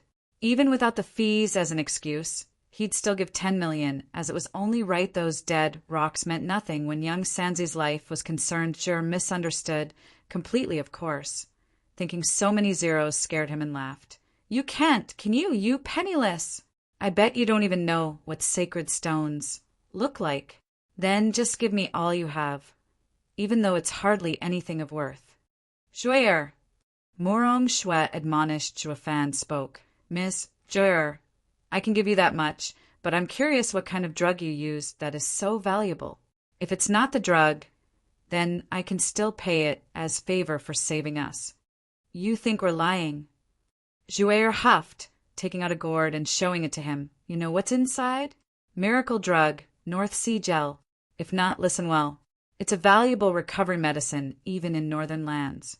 We had to spend 10 million sacred stones to get this little, and used almost all on your son. Isn't it normal for you to pay at least that much? Sniffing the gourd, Joa Fan frowned. North Sea gel. There's no mention of it in the 9 Serenities secret records. Is it from the mortal domain? But to save young Sanzi, it has to be miraculous. He smiled at Jouer. Miss, since you only have a little left, give it to me for my son, and I'll give you 20 million to make up for it. Haha, 20 million? I bet you don't have spirit stones as much. That's not the issue here. Will you accept? Joa Fan asked. Jouer raised her head, not believing a word. Fine then. Only a fool won't take advantage of such a damn deal. Give me your ring. Joa Fan's eyes shone and chuckled. Jouer did so, and Joa Fan's ring touched her. Joa Fan then took the gourd and his son, and was off, laughing. Miss Jouer, a deal's a deal, bye! Wait, I still haven't checked, Jouer cried out. Morong Shui gasped. What is it, Jouer? Young miss, 20 million sacred stones are inside the ring. The guy is actually loaded. Jouer was bug-eyed, struck dumb by the glittering rocks in her ring. Chapter 951, Greatest Merchant Union. Chapter 951, Greatest Merchant Union. Proofreader, Papatonks. Gold Bus City, a name that implied wealth and riches. All gathered in one place, there was some truth to the saying, money makes the world go round. Most of the central area was under the imperial family and the officials' control, with one exception. Gold Bus City, the largest merchant union in the lands, Serene Shores Trading, held its main office in this very city, where even the imperial family wouldn't get involved, couldn't they really? Of course, it couldn't be farther than the truth. This empire held so much power that it shocked the other four lands, let alone a tiny trading company. It didn't matter how many ties you had across the world or how much wealth, since with great power came greater wealth. Just how commoners didn't fight with nobles, neither did they fight with high officials as to why a trading company controlled a city, was all due to the empire's permission. Even with the Sword Star Empire standing against the four other areas, it still relied on trade with them to exchange resources and local products with each other. In order to facilitate these trades, a neutral party was needed. The Serene Shores Trading, in this case the Empire, gave it supreme power in linking the 5 lands, so it set up relations between all of them and played a pivotal role in any land millennia later. Through its subdued lust for power, never stepping into any land's power struggle, it had earned the trust of every faction in the lands, opening their doors for its business. It led to a boom in revenue, growing larger and larger, becoming the main trade hub between the lands. These last few hundred years in particular showed great expansion. It was all due to Bailey Jingwei coming to governance. With his brilliant mind, he urged the trading with the rest of the lands to get bigger and faster, giving the Serene Shores Trading more power by building their own teleportation array within the lands to facilitate this. Only the bold would take such a risk. The minute the 5 lands teleportation array fell in another's hands, they would lose control and could invade the Empire's heart from thousands of miles away. It also worked as a perfect retreat too, giving them an easy way to withdraw without losses. That was why out of the central area, no other land had a teleportation array in the hands of another, even a trader. Only the higher-ups of every land could activate a teleportation array to another land. So order could be maintained. This showed just how bold Bailey Jingwei was in giving so much power to a trading union. It wasn't done out of impulsiveness either, backed up by real power. The Sword Star Empire didn't fear other land spies, nor any kind of trouble they might stir here. The central area had the invincible sword, and only his defeat would crumble the central area, which was impossible since he was way stronger than anyone else. You couldn't kill him even with human wave tactics. Adding to that, the 9 Sword Kings stationed in their domain, and the central area became a connected hell. Even the best clan in Eastern lands was feeling tense, spending even one more day in this place. They were so close to getting shredded too because of such indomitable backing. Bailey Jingwei had an even easier time with politics, displaying his talent without fear or repercussions. Be that as it may, the commercial teleportation array had its restriction. First, one had to wear the Serene Shores Trading's badge, and the other was to gain Gold Bus City's nominal lord's approval. Bailey Jingyu, a member of the imperial family. Lest the enemy took action while they were oblivious and taking this place for themselves, as in any system, leaks always sprouted, even with this double safety net. Maybe the people were too confident in their empire, or they just didn't care how the commercial line was used and trusting Serene Shores Trading completely, or maybe their contempt of the other lands had grown unchecked. Regardless of the reason, the second safety net, Bailey Jingyu, was so insipid and useless he barely made for a good figurehead, always indulging himself, and not to mention he had a lousy cultivation. With the central area teeming with talent, the only reason the 3-century-old radiant stage bag of bones got this job was thanks to being part of the imperial family, i.e., he has the patriarch watching his back. It thus led to the Serene Shores Trading holding the real power in the Gold Boss City. Zhuo Fan did his homework on this city, and was now standing before the grand and ostentatious gates with a weary goose santong on his back. Goose santong might have had his wound healed, and some time to replenish his blood would have got him back on his feet. It just didn't happen. He was still very weak, and his energy just wouldn't recover. The countless pills Zhuo Fan gave him showed no effect either. It was like anything the child ate would be washed away without any result. Zhuo Fan did not understand this condition, nor know how to fix it. So he stuck to the old plan. In taking him back to the two monsters in western lands, they were the same type as Qilin, having been alive since antiquity, and should know what this ailment was to make this trip as smooth as possible. Zhuo Fan chose to use this 5 lands teleportation array and get young Sanzi home. At the very least, young Sanzi's life wasn't at risk on the bustling street filled with riders and carriages. A lone father blended with the crowd. Looking all over the place as he went, Zhuo Fan's eyes shone at some point and grinned as he fixed his gaze on a lofty courtyard. Before it were 2 soul harmony experts standing guard, totally devoted to their duties like stone-cold machines. Above them was a most dazzling, flamboyant, and utter money-wasting sign he saw, with Serene Shores Trading written in big fancy golden letters. To use the commercial line, one first must get this clan's approval. Ha ha ha.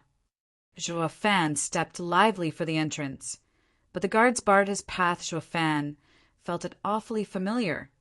Didn't the same happen back at the Veiled Dragon Pavilion? Ha ha! Guess lapdogs can be found everywhere. The guards, however, were off script this time around, not having the least bit of scorn, even bowing. Sir, what might have brought you here? Business. What kind? Why would I tell you? I want to see your manager. Zhuo Fan demanded. These watchdogs want to use their master to intimidate me. The guards did not mind it one bit. Ha ha ha, sir, we're not questioning you. We're here to receive guests. But as there are all kinds of people, business can be big or small. We largely deal in big deals, which makes every visitor an important customer. I advise that sir visits our shops for small buys, only half a mile down the street. We welcome any and all cooperation. Thank you. Zhuo Fan raised an eyebrow. The best merchant union, sure, is something else. They even train their guards to be nice. No wonder they exploded in size. He found no reason to make the situation worse, so he revealed a bottle with glittering rocks. Tell me, is this deal big or small? Sacred stones. The two gave Zhuo Fan a long look and advised. Sacred stones are under tight control throughout the lands. Not just anyone can have them. Just who are you, sir? Zhuo Fan looked elsewhere and scoffed. The two winced, knowing they made a serious blunder. Forgive me, sir. It was a slip of the tongue. Trust is crucial in any business. I heard when Serene Shores Trading makes a deal, it never asks the other party's history, thus dealing with every aspect of society. But your actions today, if the head knew of it. Forgive us, please. I forgot myself, sir. The guard bowed deeply in fear. Their training comprised of being robotic, to give short replies and not eavesdrop. Most importantly, to treat guests with utmost humility and respect. They could never go after anyone unless ordered to, but because of shock, all the wrong words came out. Looking into the guest, it was plain to see that Zhuo Fan with a child on his back looked like a house husband. Not someone important enough to have sacred stones. The sacred stones were so important in the central area, as well that only the really important figures had them, and they never came through here. That was why it baffled the two guards to no end. He can't be from the imperial family, can he? One word to the manager, and we'll go bye-bye. What rotten luck. What was I thinking blabbering so much to such a mystery guest? The two looked nervous and grimaced on either side of Zhuo Fan. He had no intention to whip a guard dog, not when he was so nice. But he had to show off his style, to intimidate and swing the negotiations in his favor. These were guidelines Zhuo Fan always adhered to when doing high-profile negotiations. A bark came out of nowhere. Who's making a ruckus at the Serene Shores Trading door? Chapter 952. Soul Harmony's Power. Chapter 952. Soul Harmony's Power. Proofreader, Papatonks. Second young master. With light steps, a youth in lavish clothes came along, which made the guards bow at once. Zhuo Fan chuckled to himself. They say the eldest young master of the Serene Shores trading is able and efficient, having the clan head's favor, while the second young master is a hothead, making trouble and pissing off his elders. It can't be you, can it? Ha! Are you done spouting crap? Looking angry, the youth's face sank and released the power of a third-layer soul harmony stage cultivation as he spat. I don't care what might you are, barking at my company, but to insult me? You're dead. Bam. He never got the chance, as two stalwart men shielded Zhuo Fan from any harm. The young master flipped out, seeing the guards go against him. What do you think you're doing? I'm doing this for you. Teaching this punk some manners, yet you defy me? Do you want to die too? Second young master, the master commanded us to always keep the peace and never raise a hand on our guests, especially to a noble guest such as he, a possible imperial family member. We can't ever, the guards grimaced and bowed. The guy exploded in rage and cut them off. Who cares? That's only on the surface, when he's utterly useless at everything else. Stop exaggerating. Isn't bloodline enough? Zhuo Fan gave a taunting smirk. Second young master's reputation precedes you. You mean you don't know that in this world, strength is second while heritage is first? Just how many people can actually reach the peak of their skills? The majority is in fact walking around with the noses up and puffed up chest thanks to riding someone's coattails. And you, second young master, are no different. You've been brought up as well, and quite good in fact. The only reason these two guards show you any kind of respect and not send you to your maker is because you're the second young master of the Serene Shores trading. Hee. Zhuo Fan finished by looking elsewhere, further incensing the enraged second young master till he was beat red. The guards sighed, their hearts bleeding from seeing the second young master ready to pop an indifferent Zhuo Fan of his own handiwork behind them. This guest has a sharp mouth as well. Taking deep breaths, the second young master glared at the two and declared, So you dogs want to stop me, right? You asked for it. Second young master charged for the two, unleashing his great power on them. The guards cried out, Second young master, please don't force our hand. Oh, I will. Or you can say goodbye to that imperial family guy. That's what you get for blocking me. Second young master was out for blood. The two guards felt put on the spot, but soon came to a decision and met him head-on. Second young master, stop making a scene. Harming anyone from the imperial family will lead to problems for the company. We have no choice but to stop you. Clang. The guards took hard stances and punched with great power towards the second young master, tough and sharp like swords. Such a state could only be achieved with soul harmony. Zhuo Fan nodded inside like a judge. Acting like a bystander to the scene, he caused not bad sword souls, these two a shame they're against. Rumble.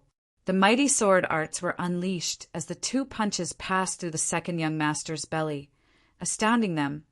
Second young master, why didn't you dodge? The second young master stood in place with an icy gaze. Two puny sword souls think to harm me? Humph! Your sword training is nowhere near enough to even pluck a hair from me. Train harder next time. That the guards were panicking and about to retreat when they found their hands stuck in place. The second young master smirked. I hardly ever fight with soul harmony stage experts, so you don't know. I have a once-in-millennium elemental soul, making me nigh untouchable, phantasmal, the instant my body turns to ice. You can use your sword soul to harm me if you harden them enough, but you're just too weak compared to me. Ha ha! The moment I formed my soul, I surpassed most people around. My superiority in the ethereal stage only became more pronounced in the soul harmony stage. You only lost due to soul levels. Better work harder next time. Train and make up for your weakness. A crackling sound could be heard, and the two guards' hands iced over, the cold spreading over their entire body and freezing them in place. The second young master dealt with them in a flash. Slipping backward and letting their hands come out while his body returned to normal, did the two guards attack at random. Not many soul harmony stage people knew what exactly happened, except for Juefan. The soul harmony combined one's soul and flesh, but it wasn't as simple as addition compared to ethereal stage. The soul harmony stage takes the cultivators to a new and improved level. To a flawless state, there were 3 kinds of souls. Beast souls and tool souls were the lowest rung, while the elemental souls were formed through condensing an element and becoming intangible. Thus they were better. As for domain souls, they encompassed everything. The highest form where one's rules were supreme. This led to variation in strength in the ethereal stage, despite equal cultivation, yet different souls. And once one reached the soul harmony stage, this gap only broadened. A soul harmony of a beast or tool soul would exhibit great power, the savagery of a beast or the hardness of a tool. They were so destructive it could cause real damage even in the ethereal stage, though there were always exceptions, such as monsters like Juefan with his double soul empowered domain that could crush even a soul harmony stage cultivator, as to why they ranked so low in the soul harmony stage. That was because when doing soul harmony with an elemental soul, the body combines with it and turns the user phantasmal. As long as the opponent's soul was weaker than yours, he could never touch you. The same happened to those 2 poor guards. They were on a different level despite their okay-ish cultivation. This was where soul type made all the difference. As for a soul harmony domain, that was turning yourself into an area and assuming complete control. Even more outrageous, though enough yuan qi, like in Dan Qingshin's case, to crack the earth and ren space. Soul type no longer mattered, while soul type was an advantage. It was not a blowout. One's true strength was what made the real difference, though, for average people. Soul types meant different power levels. Ignoring the stiff and frozen guards, the second young master passed them by and walked before Juefan. No killing! Juefan smirked, pointing at the popsicles. They just tried to attack you. I have to say, you're quite forgiving for an arrogant master when teaching your dogs. The second young master's eyes twitched in rage. They attacked me to save your life. Is that how you return their favor, by having me kill them? Return what? I have nothing to give them. Juefan had a crooked grin. I came to do business, and I'm your guest. Protecting me is in their job description. Besides, they most likely did it for the company's name to go untouched for longer. Speaking of, they didn't do it for me, but because the second young master started it, no? Anywho, shouldn't dogs that bite back, regardless of reasons, be put down? Ha! The fury in the second young master reached a boil as he shook all over and punched at Juefan. Shut up! Juefan grinned as the punch stopped an inch from his face. Scared that I'm from the imperial family? Juefan cocked an infuriating eyebrow. This shows you're not all muscle, up there and know when to stop. Now be good and kowtow. Shit! The second young master snapped. Damn cocky bastard. I don't care who you are, but today you die. Just put the kid down. I don't strike children. Juefan glanced behind at young Sanzi and smiled. I see. Juefan nodded and stepped in the second young master's personal space, catching him off guard. Bam! A loud explosion tore at the peaceful sky, and the second young master felt pain in his gut, making him keel over and spit blood. He looked down in utter shock at the scarlet punch buried in his stomach. How? I have an elemental soul harmony. How did he touch me? No soul harmony expert. Blood dripped from his incredulous face. His legs failed him and fell down with hazy eyes. Elemental soul harmony is invincible, and a man carrying a child isn't always weak.